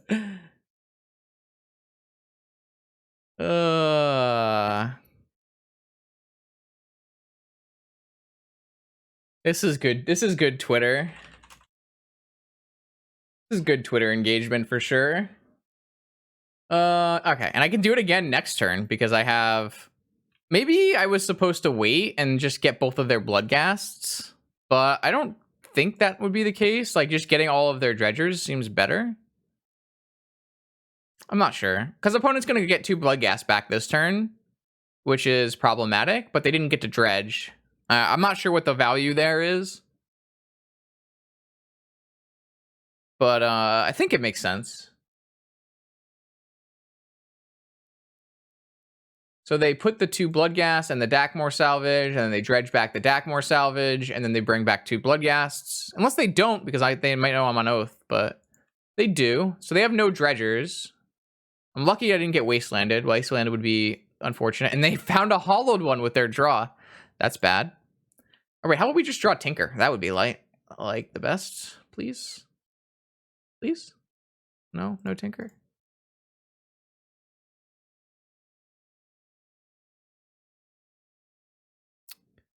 Nope. And nope. That's no good either. All right, well, unfortunately, I think we die. I guess we could draw Ancestral into like Oath Time Walk, but it's going to be quite challenging. Because even if we Tinker now, we're taking 8. Maybe we're taking 11. Yeah, we are taking 11. Fantastic. I don't know. I guess if we, yeah, I think we made the right play, and it was even with our main deck graveyard hate, was not good enough. This new Dredge build that plays Bloodghast and Dakmor Salvage is like so good. I like it a lot. Maybe we just died as Mana Crypt, actually. Well, new, as in it wasn't being played in the meta before, and now is. So I don't know what you want from me, Karate. So we're probably just dead to our Mana Crypt flip, but...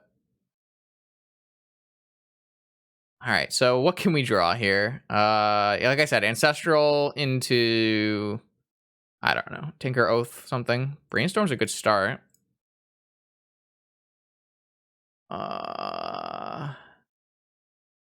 So... I have 4 mana. So I can get a 2 mana card, which is just not going to be good enough.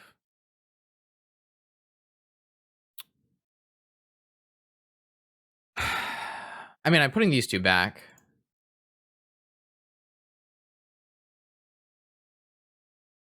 Yet Time Walk is a bold play with my Mana Crypt in play, but it is technically something we could do.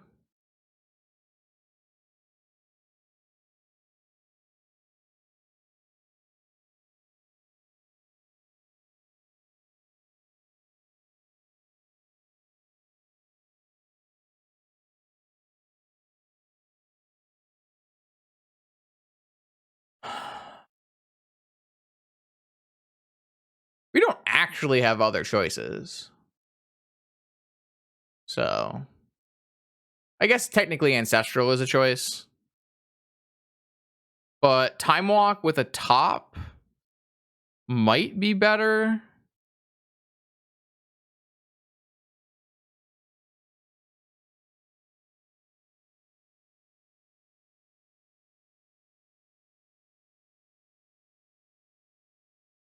I'm just trying to determine if Time Walk, Fade a 50 flippy into a top is better than Mystical on 0 blue mana. Or sorry, Mystical for Ancestral on 0 blue mana.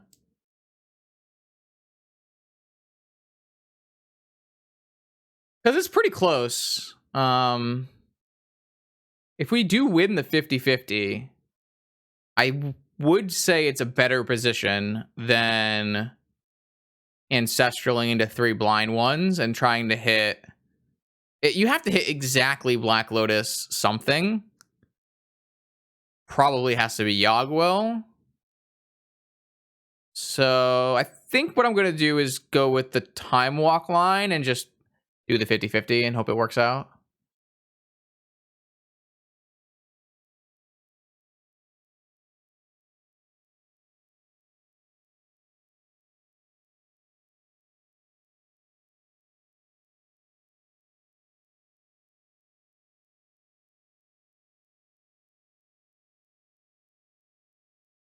I think... Yeah. What? Really?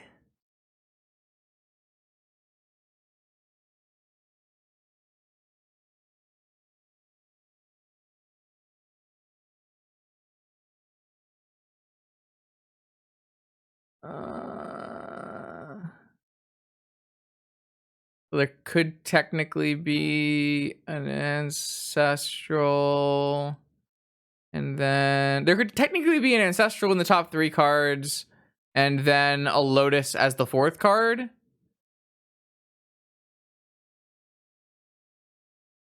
So I should just go for that. Or, because if I were to just shuffle, then I would not be able to play any spells. So yeah, technically there could be an Ancestral as the 3rd card down.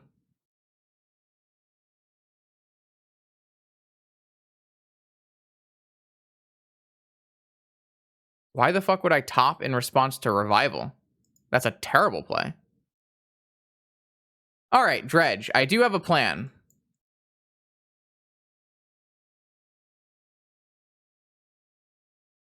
Let me go find the last Dredge list as well.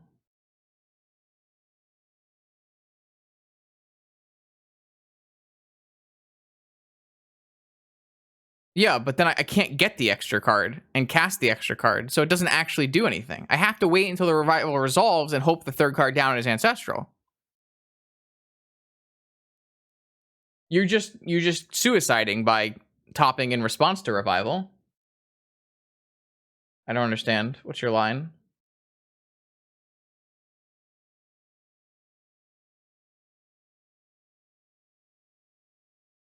All right, so they have sideboard, Leyline of Sanctity, which is a problem, and Mindbreak Traps and Vigors, which are all problems.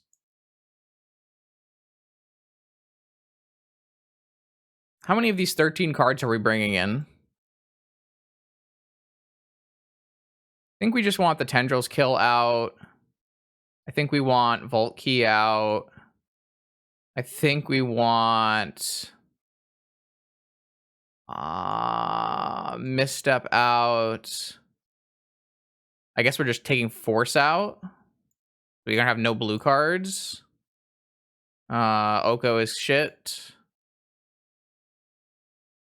And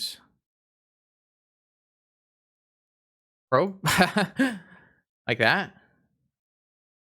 Playing kind of a control deck instead. I guess we don't need Grizzlebrands if we have Blazing Archons. So we can get Probe and an Oko back in here. I like Veil because they're playing Unmask and Counterspell. I think it's good. I think Veil and Fluster are better than Forces because I just don't have enough blue cards. Maybe I do have enough blue cards and it's still fine. I guess it's possible. These could be Forces. No, I kind of like these better as spells, I think. Could be wrong. I lost 1, 2, 3 blue cards, so I'm down to 18. Oh, and then I would be down to, yeah, it's not good. It's just not good. I think this is better.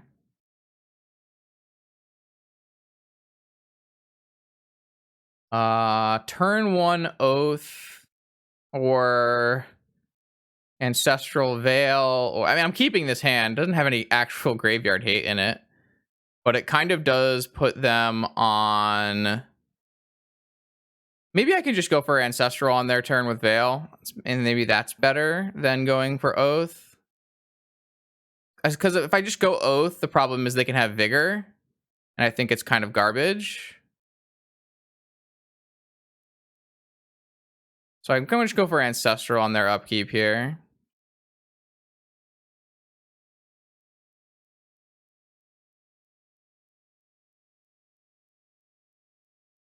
Also, they're pretty unlikely to have a creature on turn 1, so it's not like I'm getting a free trigger or anything. This should have been double green. That could be problematic in the future if I don't play, if I don't draw the things I need. Looks like it's fine though. So the best thing that can happen to me is opponent unmasks me, I veil it, and then they play a hollow one, and I play an Oath, and I can somehow keep it in play. That's the line we want to go for here.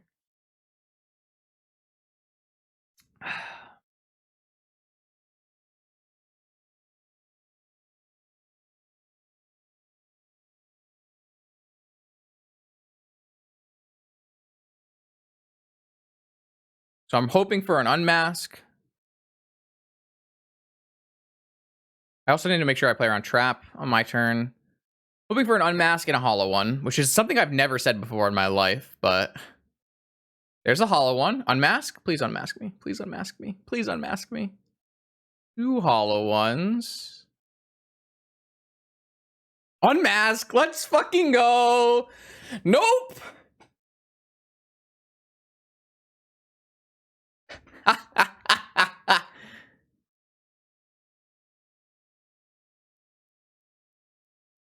All right, I do still have to avoid Vigor.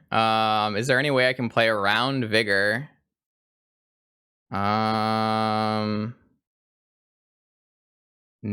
without playing around. I can draw Fluster, but then I play into Trap.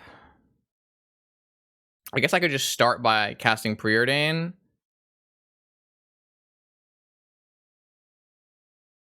Probe. I think they're F6 though, so I don't think it matters. I think I'm just gonna bottom these. I can't play this probe anyways because of trap. Oh, I drew the fluster anyways.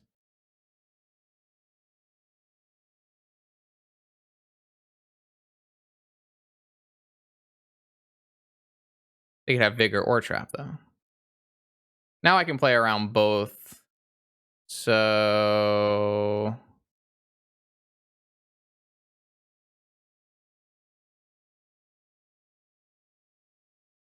I'll just play into it because I have a fluster and it doesn't matter.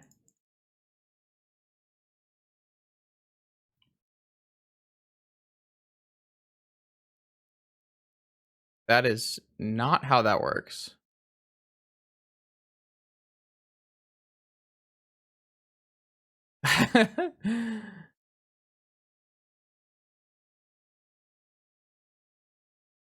Competitive advantage, by the way. Just saying. Chat, competitive advantage. They didn't even hit a dredger. Oh, they hit. Yeah, they hit a 2 dredger and then okay. So the question is like, am I even supposed to claim these? I guess I'll claim 1, but I'm about to put a Blazing Archon in play, which should be good enough. Oh, they have a second Bazaar. Okay. So Creeping Chill is the only way I can die. So I do think I'm going to be claiming one of these just to save some life.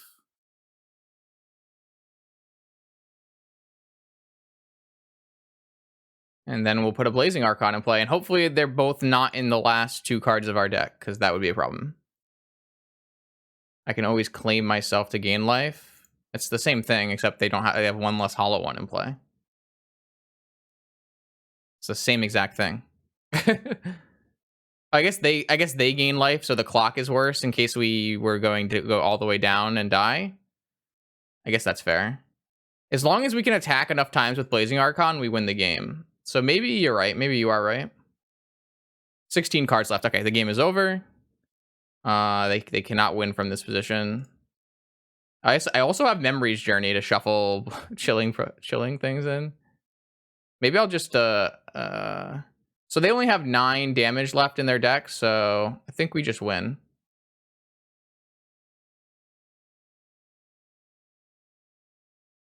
So yeah, maybe it's like slightly better to hold claim and claim myself because I'll always have mana up and it might change the clock. And it did change the clock by 1 turn. I was never planning to Oath again anyways. Why would I do that? As long as the first one has enough cards to kill them, then the game is locked. Why would you Oath again ever? You're never getting a second Blazing Archon in play. There's no reason to.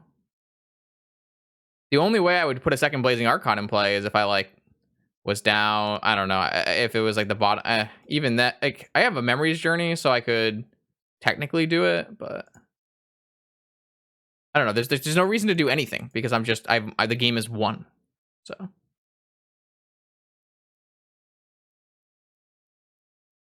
the only thing my opponent can do in the remainder of this game is mill over their 3 Creeping Chills, and put me to 2.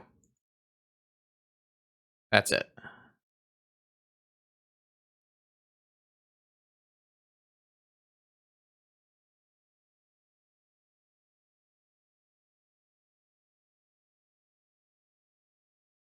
And I have 14 cards, and I attack another 5 times, and then the game ends.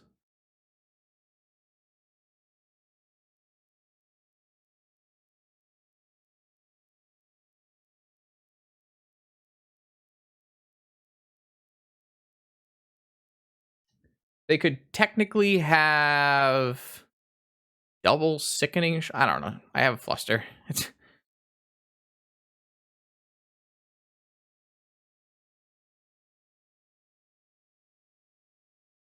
can almost cast this actually.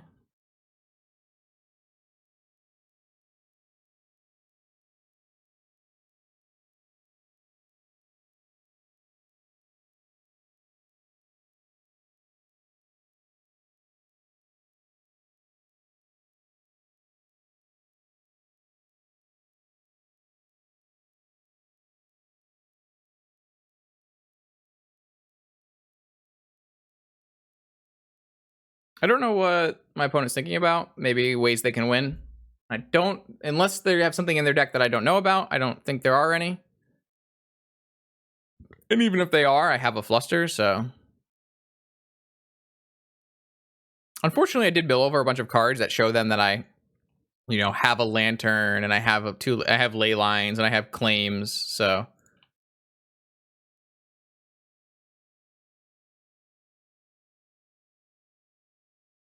I guess I can do that. That's kind of fun. There's no way that can come back to bite me, right? I don't think so. Do I want to show them that I have that? I don't think it matters. It's only going to speed up the clock by 1 turn. I think I'd rather just not show them.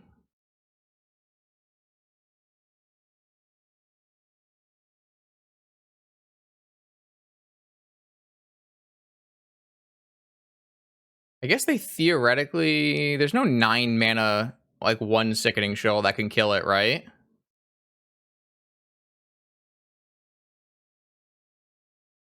Oh, I guess I'll play the Oko, though. That's pretty reasonable.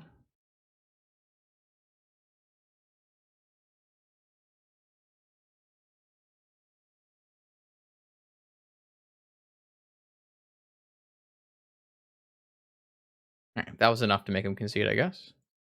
How am I against fair mud / stacks?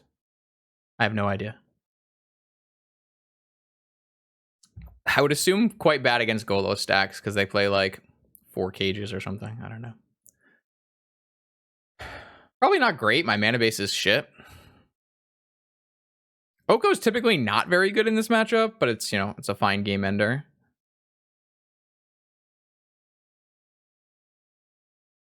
The Veil was so good. Oh my gosh, that Veil was something else. All right, game 3 versus Dredge on the draw. We have a Leyline hand and an Oath hand. I'm down. I am diggity down. They mulligan to 6. I also get to probe and see how to play around Vigor. Kind of want like a Moxin and then just like do Time Walk things. All right, what do we got? Nothing relevant was removed from the powder. Mulliganing to 5. It's good for us. Kept a 5-carder. We've got a Leyline. Do you have a Leyline? No white Leyline. I don't know if they know about white Leyline and its interaction with Oath of Druids. It's not a straightforward interaction. I mean, it is a straightforward interaction, but it's not something that comes up super often, so people might not know about it. Unmask targeting me. All right. You got me. You're going to take the Oath, probably.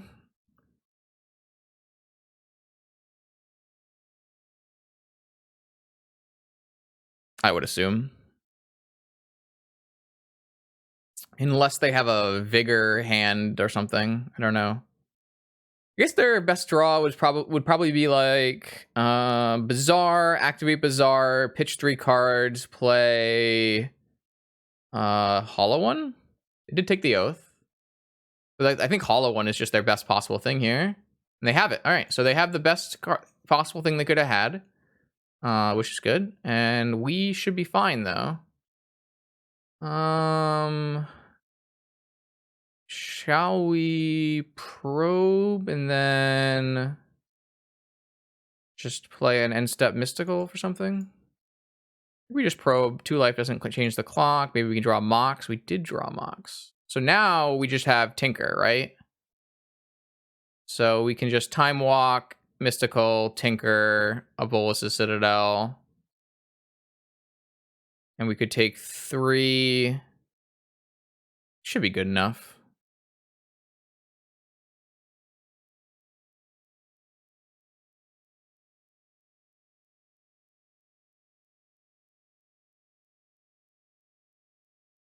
Want to flip. Nice.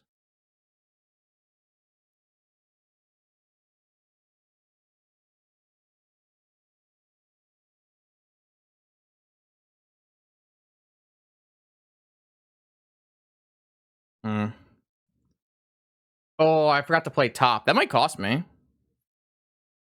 I just forgot to play it, chat. Could cost me the game, to be honest. Just forgot, chat. Chill. I always forget on the Mana Crypt to play the top, which is pretty bad. I'm trying to figure out if this is worth taking 4 life, or should I just take the 5 life hit so I can play next turn? I think I would rather just take the 5 life hit by attacking me with the 4 power, 0 cost creature.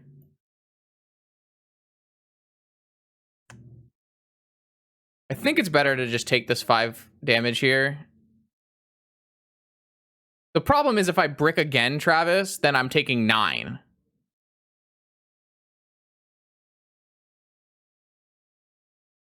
Whereas I can't really brick once I have a top, right? Obviously, I misplayed and I should not have done what I did, but it happens. That is magic. What is the best thing to vamp for? I go to 9. Can't vamp for an Archon and put it into play. They can try to draw up to 2 cards and vigor me. Well, that's not my deck. I could definitely lose this game because I just forgot to play top, which is pretty sad, but it could happen.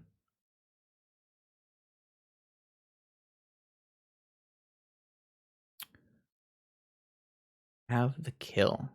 The fuck is the kill? Maybe we could just go... We don't have a Grizzlebrain in our deck, so that's not a very good kill.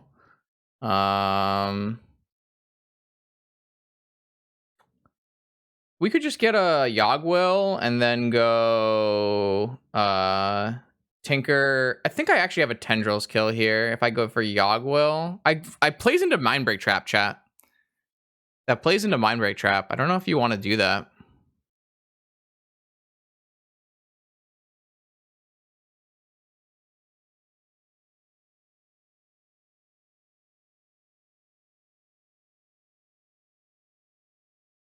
I don't know if you want to play into Mindbreak Trap here. Their 1 card could be one of their... they probably don't have it, but...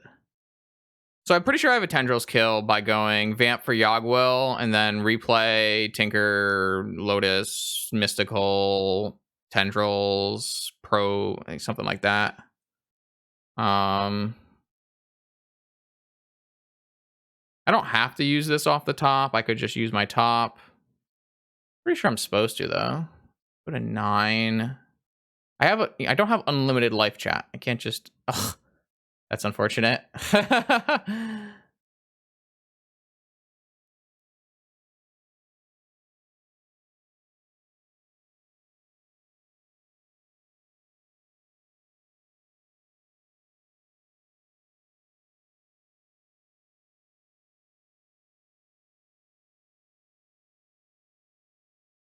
I just need to see if my opponent has trap or not. And I can do that by just probing them.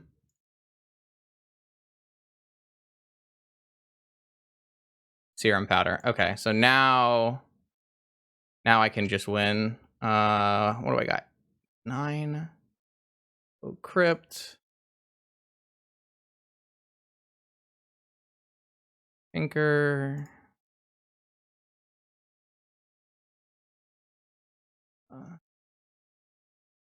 Pop. Mystical. Oh, Tendrils is not in my fucking deck.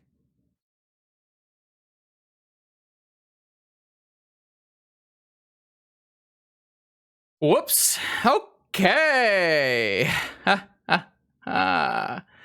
Just as I drew it up. All right, how do I get back out of this now?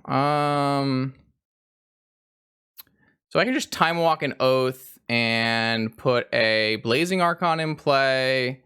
I just need to be able to play around some stuff.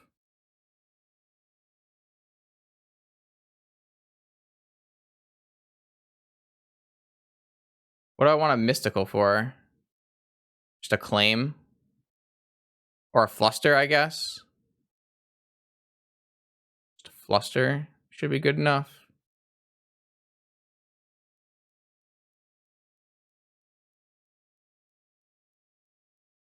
Oh, that's funny.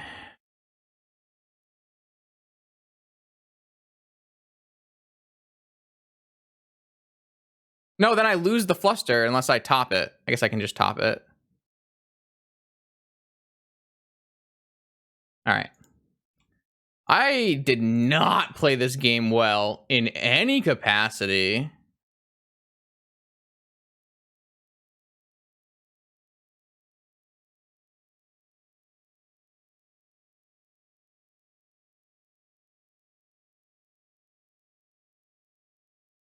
No part of this game did I play well.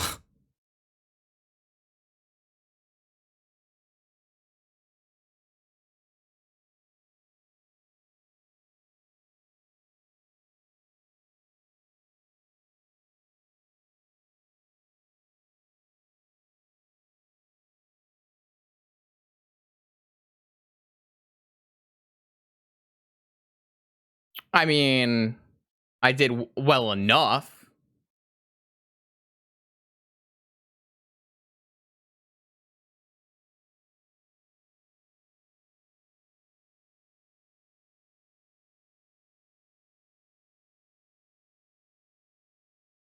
I can just put this on top and oath into it next turn. Oh, wait. I drew it because it's a preordain. Haha, I'm stupid. Yeah, I'm playing this game atrociously, aren't I? Sorry, chat. I'm so bad.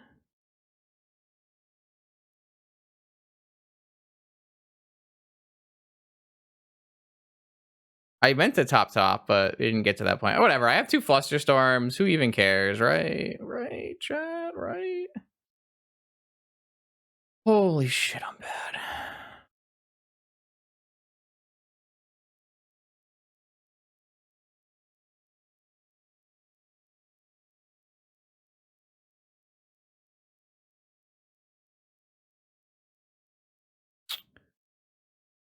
Oh, I'm sorry. I'm sorry. Don't copy anything I did in this game. it was oh boy. Oh boy, yeah. Yeah, we did that thing with stuff. No, we're definitely not activating this. I could technically activate this because I have a journey, but I'm just not going to. I'm just going to attack twice and then activate my citadel, and everything will be fine.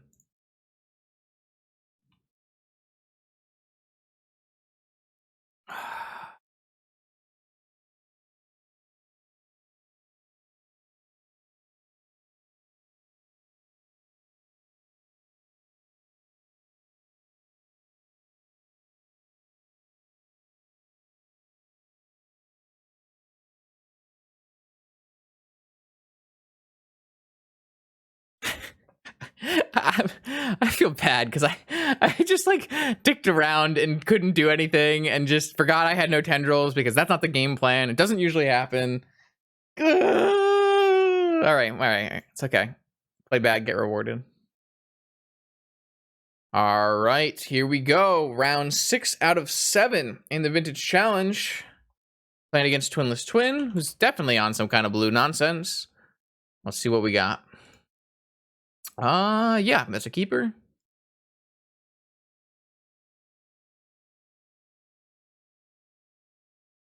Let's find out exactly. Apparently Twin doesn't even know what I'm playing. That's nice. Show me what you're playing, though.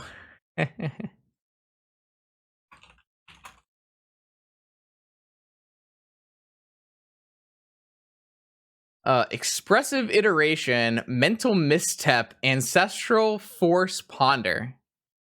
That's a yikes from me. That is a yikes from me. That is a yikes from me. We kind of need to draw Preordain into an Oath, and I think we will win. That's the plan. I think I'm going to do it off of Lotus. I don't want them to do anything silly. I think this makes the most sense. Bottom. Mental Misstep.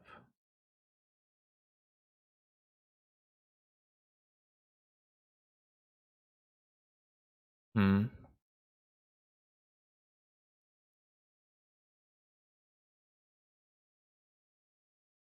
I think I'm just gonna repeal this emerald. I'm kind of just like going all in, and if we don't find anything, I think we lose because opponent's hand is just really, really good. Oh, unfortunately, repealing emerald does not let us play our repeal around misstep. So I think what we want to do first is just get this soul ring misstepped. If the soul ring doesn't get misstepped, then I can just repeal the soul ring. Looking for an oath. Survey says preordain.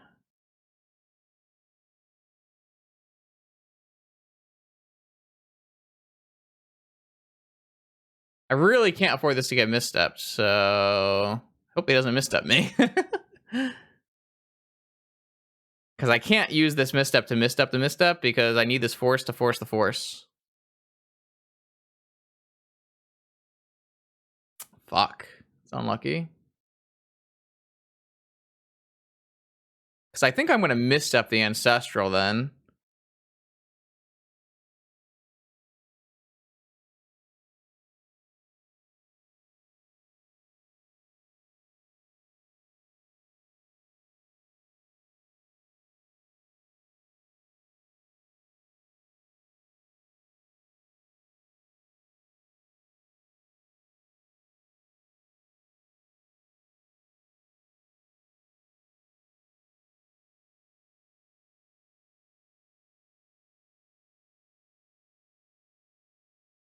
Will you force my misstep?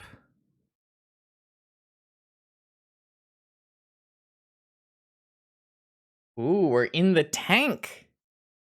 In the tank arena. Probably not supposed to, I would think. You already have, 2 more spells that draw cards, and this doesn't exactly win you the. I think you'd rather have a force for something like an oath or a tinker or something like that. So I think you are supposed to just let that resolve. I'm looking for an oath or a tinker or something like that. I'm gonna hold this. I don't want to give them a spirit right now, and I want this blue card for force so that if I draw an oath on my next turn, I'm actually in better shape. My opponent will probably just cast Ponder. No, chose not to cast Ponder. Interesting. Rainstorm. All right, well, I'm gonna cast. I'm gonna give him a spirit this time because I want to cast this preordain. I just want to find an oath and resolve it. That's the plan. Mystical Tutor, Tendrils of Agony. Yeah, those cards seem bad. I don't really want these cards. I want Oath of Druids. Nope. Is 3 random cards better than Force of Will? Fairly unlikely. Oh god, they have a Brainstorm off the top. It's pretty bad for me. Yeah, I mean, I think my opponent's hand was much better than ours. I do think that our hand had a good chance of winning the game. If any of our preordain, repeal, or preordain had found an Oath of Druids, I think we would just win the game. Because we would force their force, they would ancestral, but they don't really probably have any outs to. I think they're probably playing Grixis Breach, so unless they drew like the combo off the top off of ancestral, then we would probably win off of our Grillbrand. So here they're probably just gonna play Expressive Iteration, I would think, but maybe they put that away. Yeah, I think our hand did have a chance of beating theirs, even though their hand was a lot better. It just we bottomed a lot of preordains, didn't we? Or I guess maybe we bottomed 2 preordains, and then our repeal got countered. No, our repeal resolved. It was the second preordain that got countered. I don't know if there was a better way to. Maybe I could have played the Soul Ring and tried to get to counter the Soul Ring, but they put an Expressive Iteration in their hand. No, they played a Volcanic Island, and what went to exile? I guess the Volcanic Island must have been in exile, and they just played it out of exile. Yeah, I don't see us winning this game anymore, but I think I'm going to cast this Brainstorm. I know it doesn't really do anything, but it's probably wrong.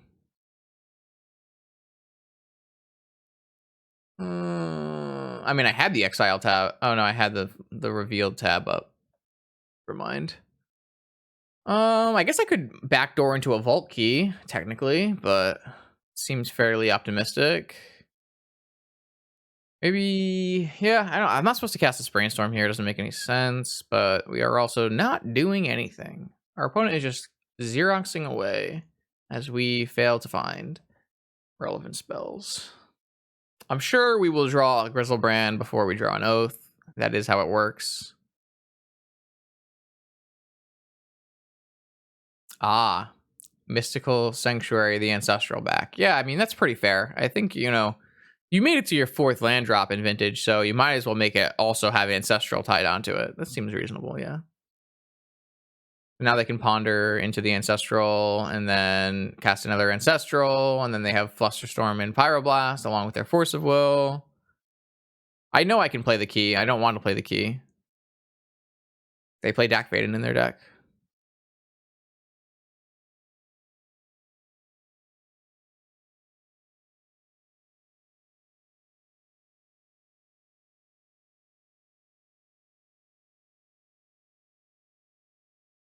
Just concede. No. Why the hell would I concede? The game's not over.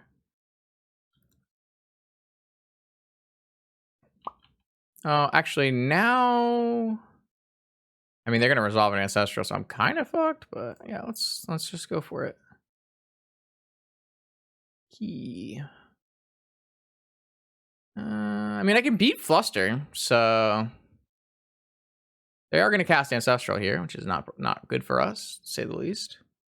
Do I think Sanctuary needs to go? No, I don't really believe in cards needing to go in Vintage. I mean, there's a lot of cards that you could say should just get out of the format if you wanted to go along that lines. I think Sanctuary is a pretty egregious mistake, but it is what it is. Oh, we're just going for Breach. I guess we're just going to die instead.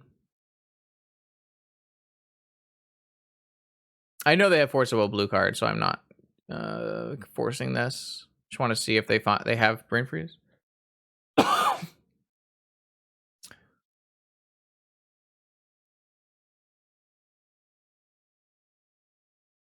Oh, I mean, they've drawn, 21 cards, right? So they have a lot of action. Does Chaos work? No, there's no Chaos Orb on Moto. That's not a thing that happens.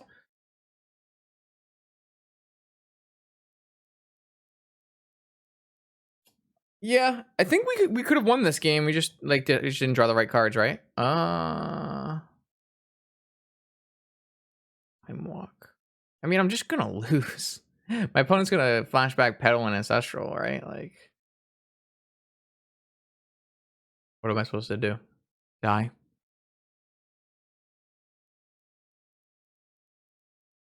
How do you want to code? How do you want to code Chaos Orb on a MTGO? And is it really worth it? All right. So what did they do off of this Underworld Breach? They didn't cast any Ancestrals. What did they do? They didn't cast an extra Time Walk. They cast Time Walk from their hand, right?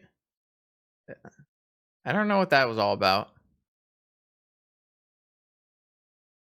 Sure. Whatever. Keep going. Do your thing, man. I ain't even mad. Yeah. Time Walk again. You want to do it again? Ah, another Breach. I mean, I can't do anything about this. So I don't just let you do your thing and hopefully you figure it out. Sure, you got a pedal back. Why not?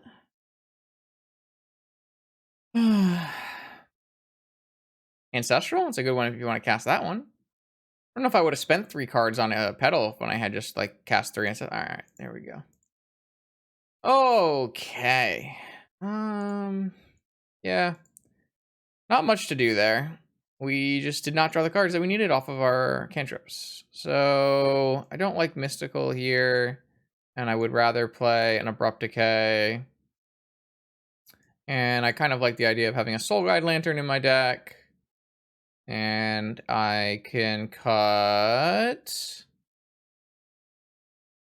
Repeal. Puts me pretty low on blue cards for Force, which is problematic, but... Not much I can do. I think this is a better way to configure my deck, so Leyline of the Void. Oh yeah, that's a pretty good one. I don't know. It's the problem is Leyline is great against Underworld Breach, don't get me wrong, but my opponent is also playing like the witch stuff. And I'm just not as thrilled with Leyline of the Void when Underworld Breach actually has a good plan B. That's the problem, is Underworld Breach just has a good plan B, and I'm not sure that I want to bring in Leyline of the Void because of it. I could theoretically cut forces for Leyline, but I feel like that is asking for a lot. And I'm not sure it would be great.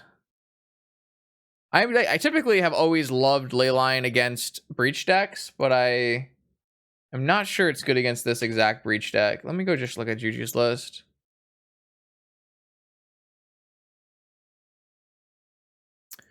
This is the list. So they have Leylines, Witch, Jailer, 1 Feed the Swarm, Sprees, Witch. It actually looks pretty good against this deck. Never mind.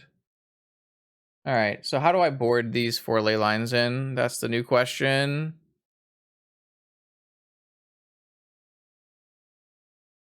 It's got to be the forces have to go, right? There's just no way that we can facilitate these forces because the cuts I'm going to make are all blue.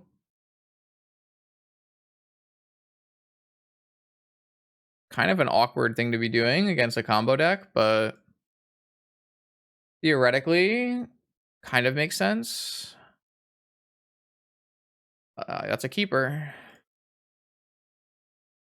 Now we don't do mental notes. We just jam, regret. All right, show me your hand again. Immediately draw a Leyline. Classic. I'm going to definitely just jam this Ancestral in here.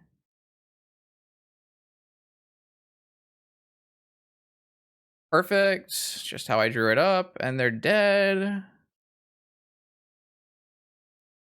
Well, we definitely high rolled this game. I can tell you we 100% did the high rolling on this game.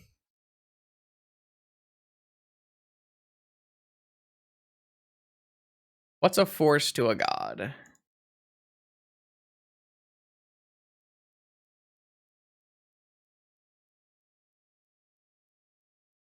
All right.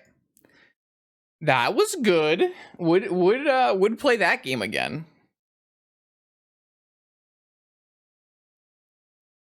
Turns out if you resolve Ancestral, even Oath of Druids is good.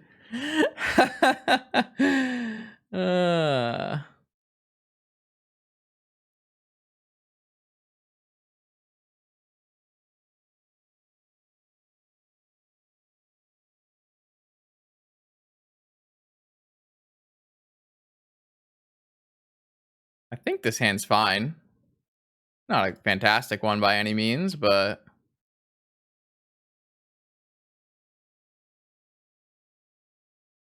did we win? Yes, the Grizzlebrand did win.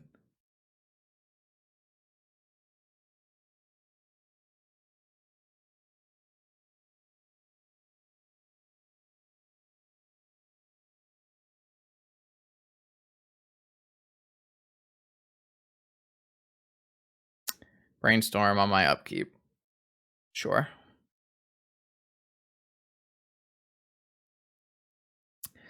Yeah, it's the problem is Leyline is the most powerful answer for the nonsense that people are doing in 2021, so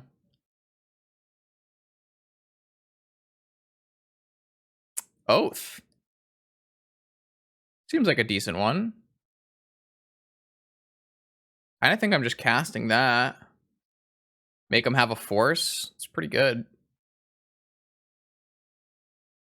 Possible I'm not supposed to use the orchard to do this. Like I have time to wait, but I feel like the upside of getting a trigger right away is like very, very high. So got rid of a Dak Baden. It's pretty good.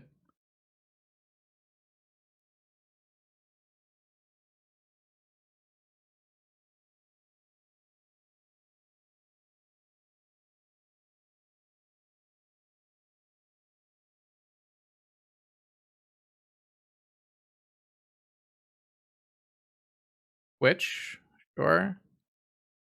So I can just let this not take the 3 life, right? That's how this works.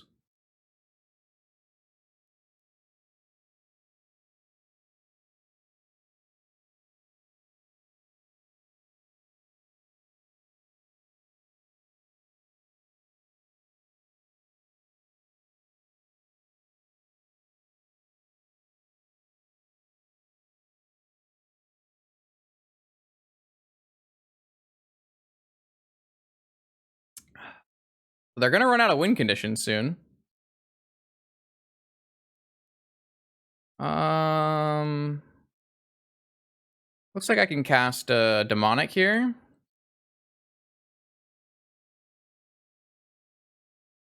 I'm just gonna get another oath, I think. Pretty good.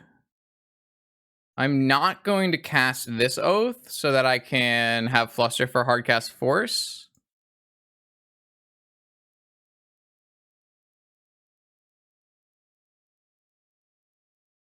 I think that's better than just jamming.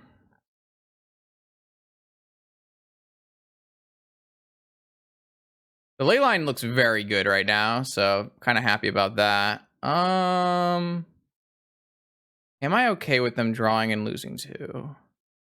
Yeah, I guess so.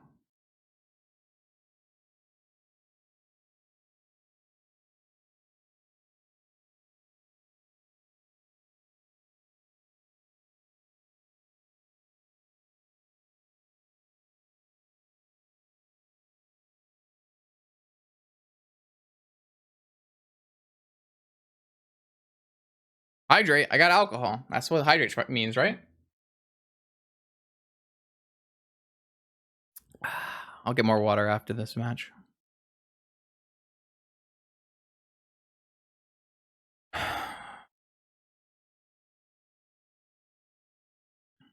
Mean? I was mean? Who was I mean to? I was playing very badly against Hodor, unfortunately. Okay, you got a witch.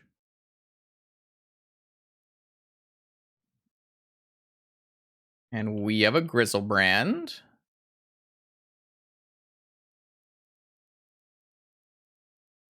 Oh, just the journey screenshot, sure. Yeah, I lost that game horribly, so I think it's okay.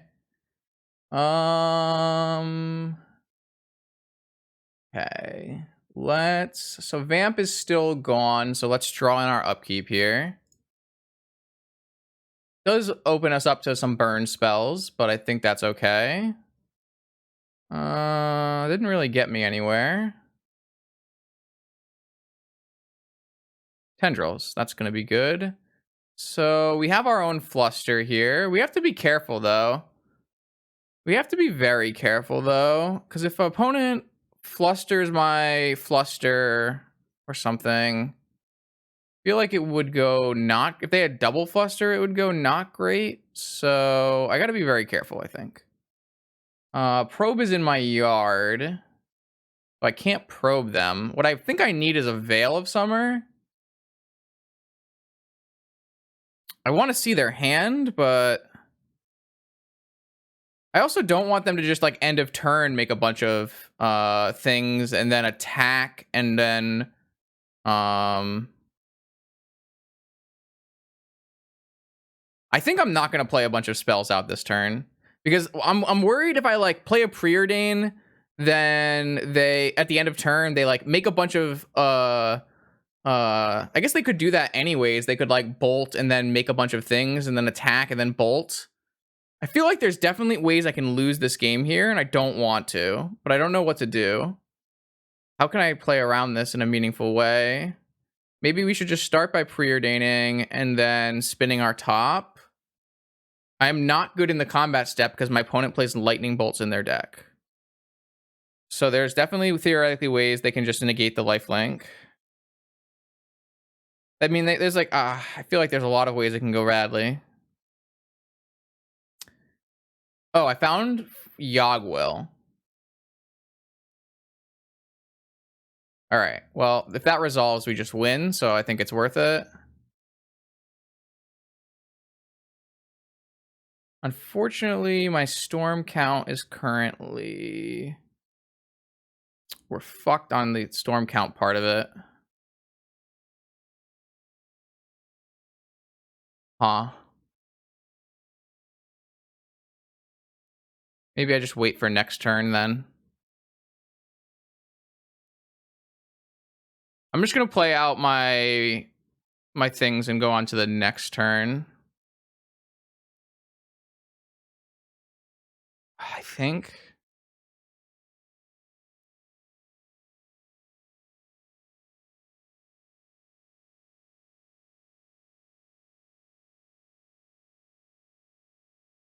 I don't have any forces in my deck, which is problematic.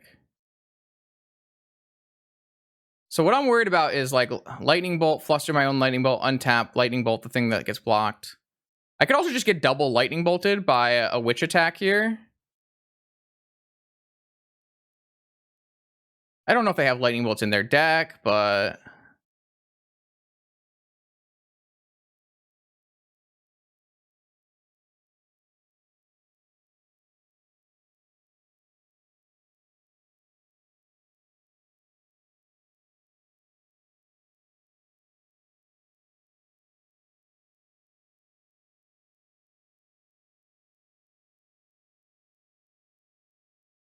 time walk would be bad. Oh no. What if they time... I should be able to pay. I should be able to pay, right?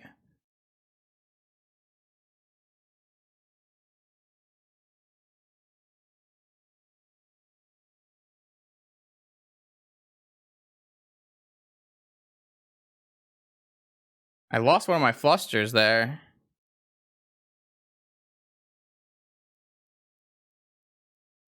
And by one of my flusters, I mean my only fluster.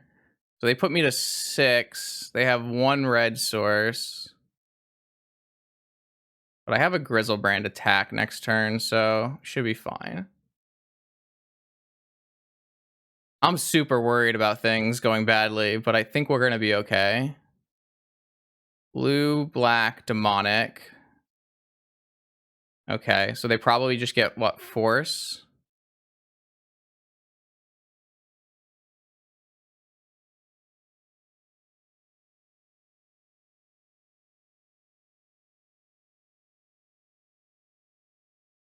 So what I'm going to do is I'm going to Memories Journey my Time Walk and my Ancestral and my Demonic back into the... Oh, what is happening here?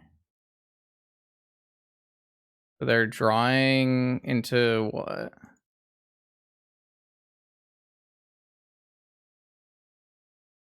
So they can play a fluster.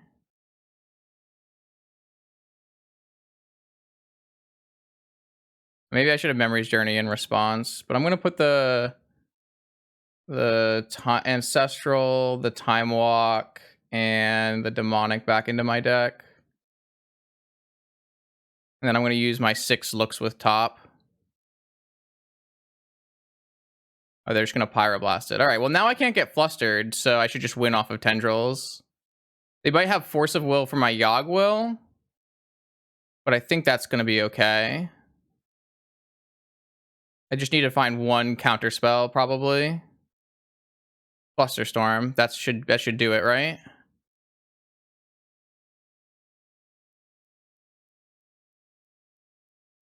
That should do it.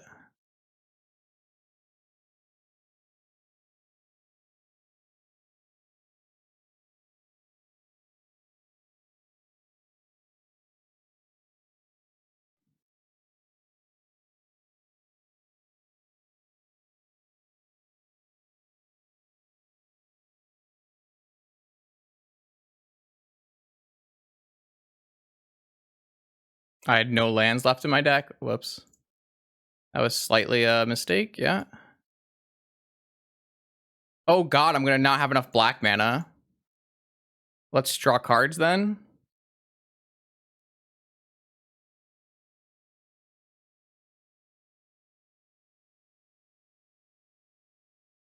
Okay, now I have 1,000,000 mana. And I have a Veil. And everything. Okay, now they're just dead. Now they're just dead. No, I meant for if they countered my Yogg-Will and I lost the counter war. I meant for something else. But we're very locked now. Oh, they just let it happen. Okay, they're very dead then.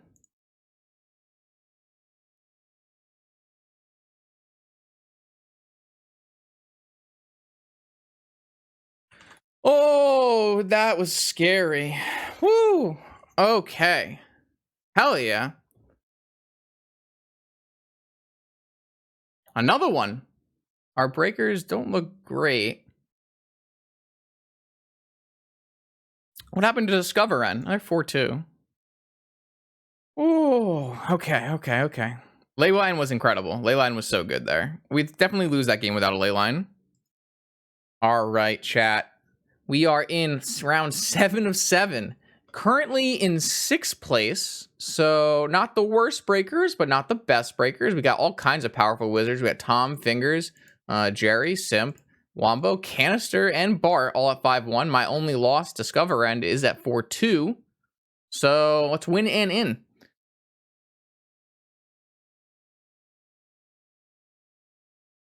No, that one's not good enough. Try again. Yes. That is good enough.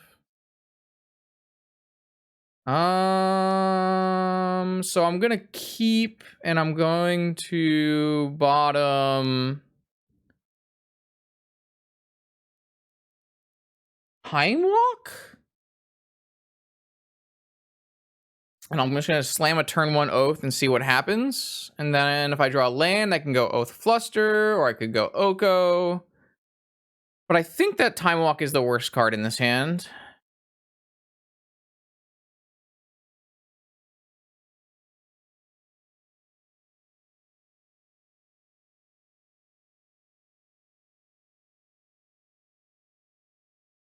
All right, we got Force and Treasure Cruise away. Volk Ponder. I'm looking for a land drop next turn. Specifically, a Forbidden Orchard would be fantastic. But I would take any land, really.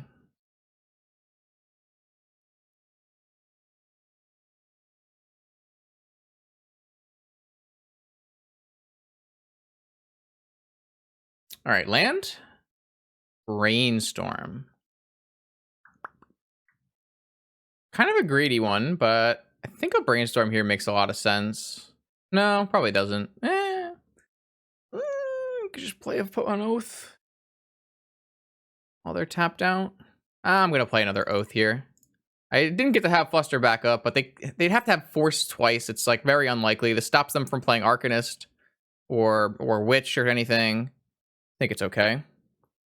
And then next turn, if we need to, we can Brainstorm. If not, we can like Oko something if they play anything. We have to see what they do. All right, so it is Grixis, so it's either Breach or just like a standard Witch deck. Preordain, that's better than a Brainstorm. Let's definitely Preordain. Looking for a Forbidden Orchard. Found a Forbidden Orchard. Actually, definitely just top then. Because it's pretty unlikely that they can do anything. And this way we just don't have to put cards in our yard.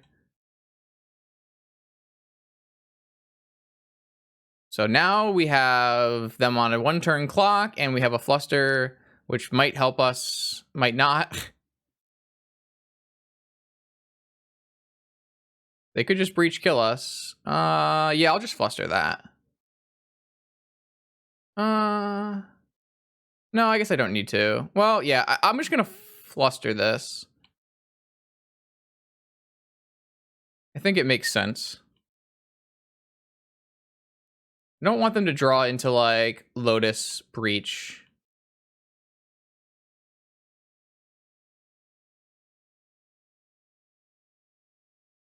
Yes. I will definitely do 1 activation at least in my upkeep. All right, they're done. So we don't know for a fact that they're on Breach, right? We don't know that for a fact. All we know is they have a Night's Whisper, and there were no Night's Whispers in any placing Grixis Tinker lists. And they were on Treasure Cruise. So let's try to use that information to gauge if they're on Breach. I think that means they're on Breach.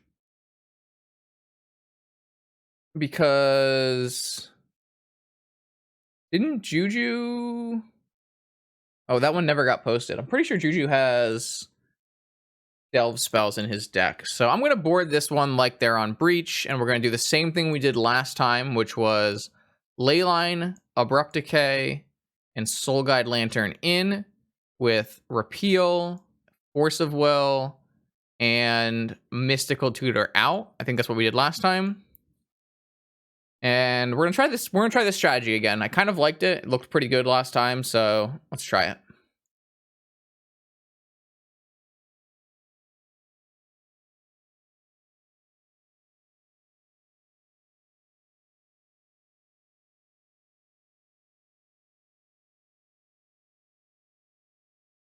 I like this deck. It's just a nice back pocket combo deck that it lines up in metagames that PO is bad in, right? So if a metagame is hostile to PO, this deck should be pretty good. Yeah, it's not straightforward. Like, I'm not sure for 100% that Force of Will is the card you want to board out, Jalen, but the blue count in this deck is super suspect, and if you take any blue cards out, it gets really dicey. And Leyline of the Void like counters half their deck, so it's kind of similar, right? Or are they on Arcanist? No. All right, this is fine if you're gonna get an Ancestral. We got a misstep for it. Beautiful. I'm just gonna play this and pass so I can have Fluster misstep up. Hopefully we'll draw fetch next turn and we can brainstorm.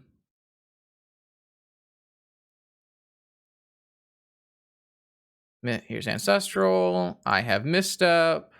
If they have Fluster back up, that would be pretty bad, but we have...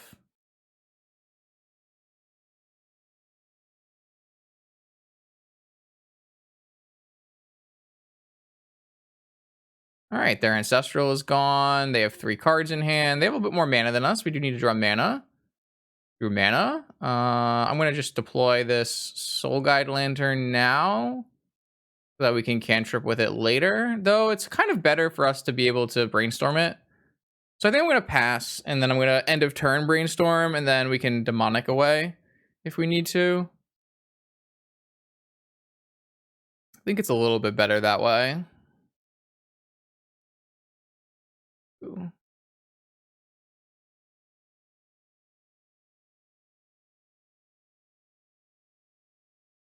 Okay.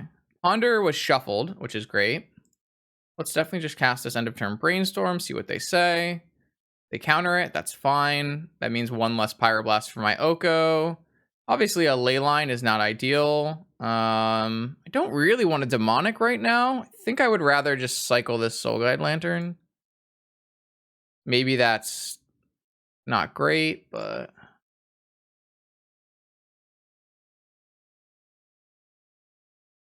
All right, well, I got nothing. We do have an answer to a Witch if they play a Witch, though, so that's nice.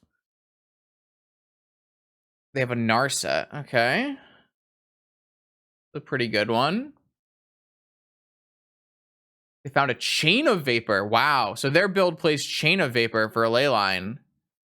That's pretty good. Wow. Wow, wow, wow, wow, wow, wow, wow. That's pretty good.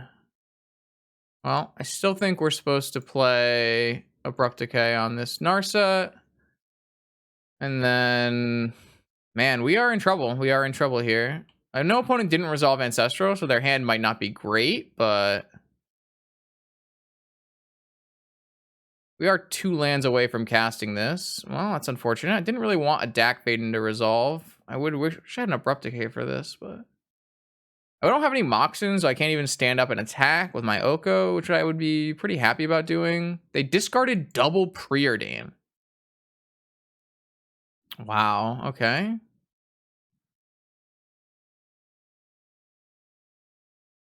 We are in trouble here. We are in trouble here. Jet Orchard are definitely cards that I am interested in.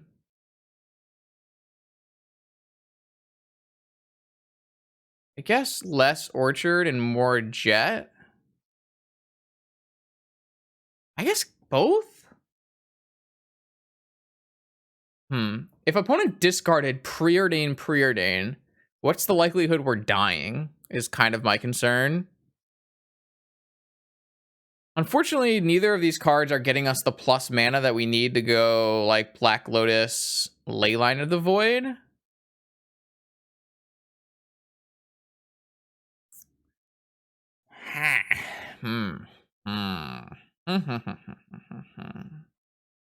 The problem with like demonicking for an Oath of Druids is it's definitely breach because they brought in Chain of Vapor to stop my ley lines or my oaths, I guess, or my Grizzlebrand. I feel like we're super sus if we don't do something. I just don't know what's the best choice. Maybe what we're supposed to do is go keep the jet and go demonic for Tinker, which would mean if they stole our jet, we would be dead and bored, really. But it's at least a high upside line. It's kind of a shit line. We have demonic for Lotus, but we're short on Leyline. I don't like any of this. Don't like any of this at all. I kind of would be pretty happy if they didn't attack this turn, though. So I might just go for the stupid high upside line of demonic for Tinker and just like and pray, because I don't really know the other ways we're getting around this in this game. My opponent has an active DAC, 2 cards. Like obviously putting a Bolas Citadel in play against a DAC Maiden is not ideal. Why not get Oath over Tinker? Because it's too slow.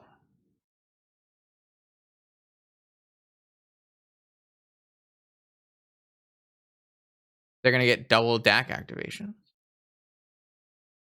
This is like the greediest line you can take, I think, but it's my favorite of the lines that I came up with. They might steal my jet because I don't have very many lands. But I think if they're not activating their DAC, it's really good for us. Because they discarded 2 Preordains.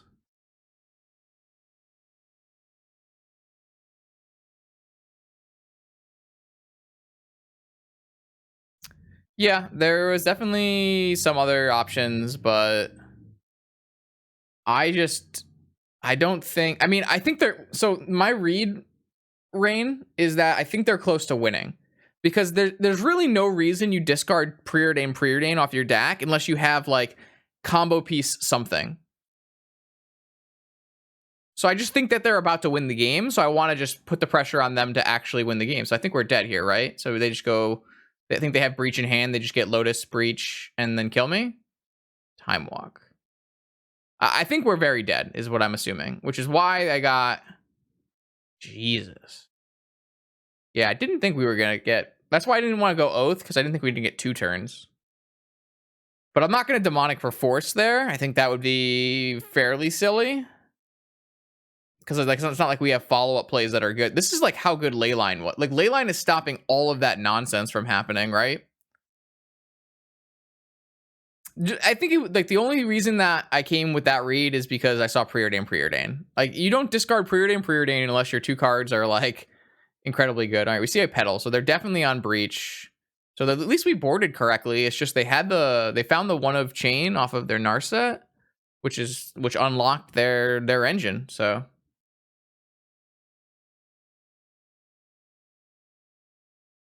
I have no idea what they vamped for. I'm not really paying attention anymore, to be perfectly honest. So the problem with getting Force is it's not helping you win the game. It's just helping you not die. Whereas if I get Tinker, I have a chance to win. Wow, they went for Witch and then stole. How did this happen? How did I not die to Breach combo? All right, well, if I top deck a Mox, they have one card left in their hand. I'm aware that Force gives me time, but I think that's not worth it because I don't have a backup plan to win the game. Did we see Breach? No, we saw other things, but they have a Lotus Petal. We know they're on Breach, and they have a Chain and a Lotus Petal. And Memory's Journey is not great, but it technically kind of stops us from getting Breach killed, I guess. I need to find mana, so Ponder it is. I guess you could technically have Chain just for Witch Synergy, but then you wouldn't have Petal, so. I think they have Pyro or Fluster as their last. I thought for sure they had a Breach in their hand, but maybe they just had like Vampiric Demonic as their last two cards.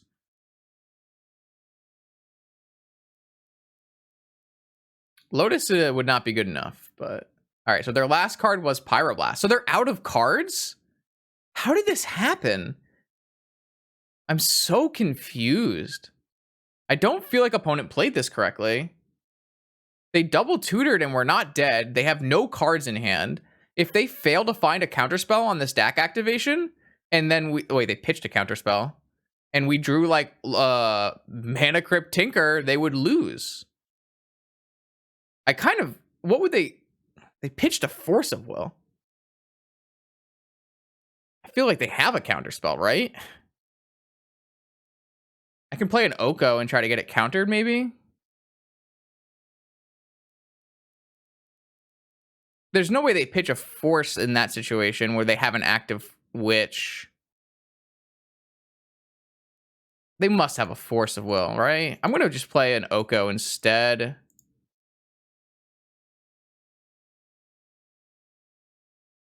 Yeah.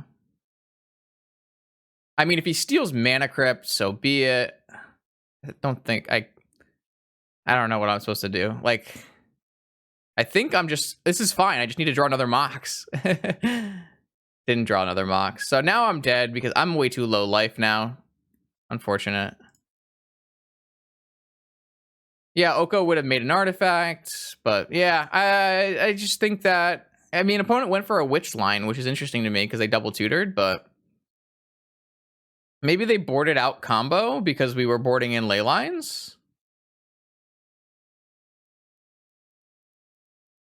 It's possible they boarded out combo because we boarded in ley lines. I don't know. I'm at 4 life now though, so it's a little too late. Is Witch better than Mentor? No. But Witch isn't a better color than Mentor. I still think I like the ley lines. I'm gonna keep the same build configuration.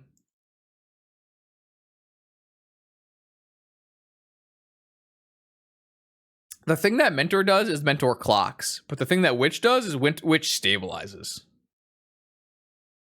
Does any deck play 4 Witch, 1 Mentor? I don't think so. It's not really necessary. You don't have like Gush. I don't think 4 Witch is necessary. Tabernacle is not actually good against Witch. No, that would be a trap. You don't want to do that.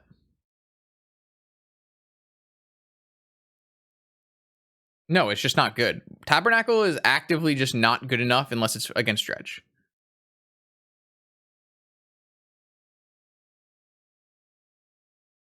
I mean, you guys can talk about whatever you want. I'm not in chat. I don't really care. Well, I mean, within reason. Talk about whatever you want. I'm going to continue talking about the game that I'm playing, but...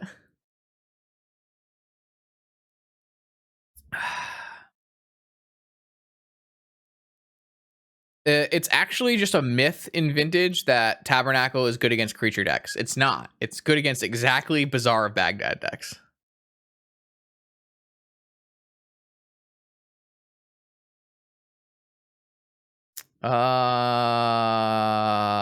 This hand sucks.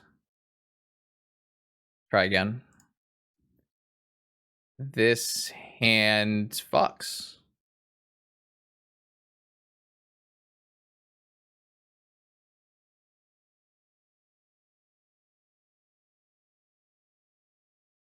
The old Force of Will check.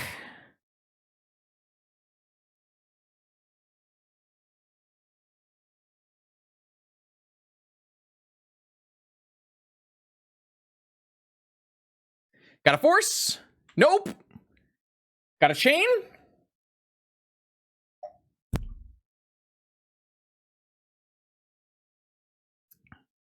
Oh, had the one of feed the swarm. Brutal. Disgusting. Had on color Moxen turn 1 feed the swarm. Oh, you hate to see it. I'm 100% gonna die to spirits. I mean, he just copied a list. It's not like they innovated it or anything. It's just the last list that was played.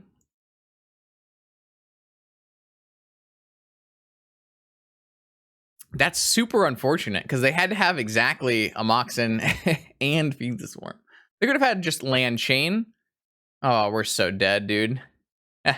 This is my problem with Leyline. If Leyline was a force, we would have won the game, right? So if Leyline was Force of Will, we would have won the game. Theoretically.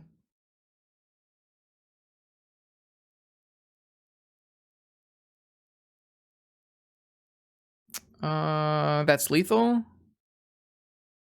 Yeah. We're dead. Very dead. Very, very dead.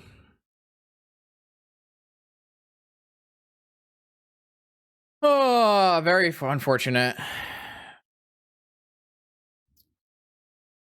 My opponent used black enchantment removal. Breaking the color pie? How rude.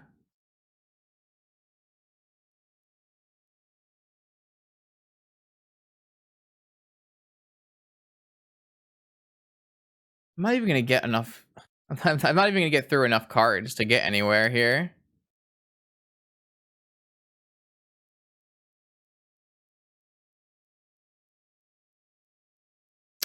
Yeah, I don't know. This Leyline, it definitely won us our other match, but it definitely lost us this match. So, kind of hard to say. So technically, I can draw Manifold Key if this resolved, but the Brainstorm bricking was quite poor.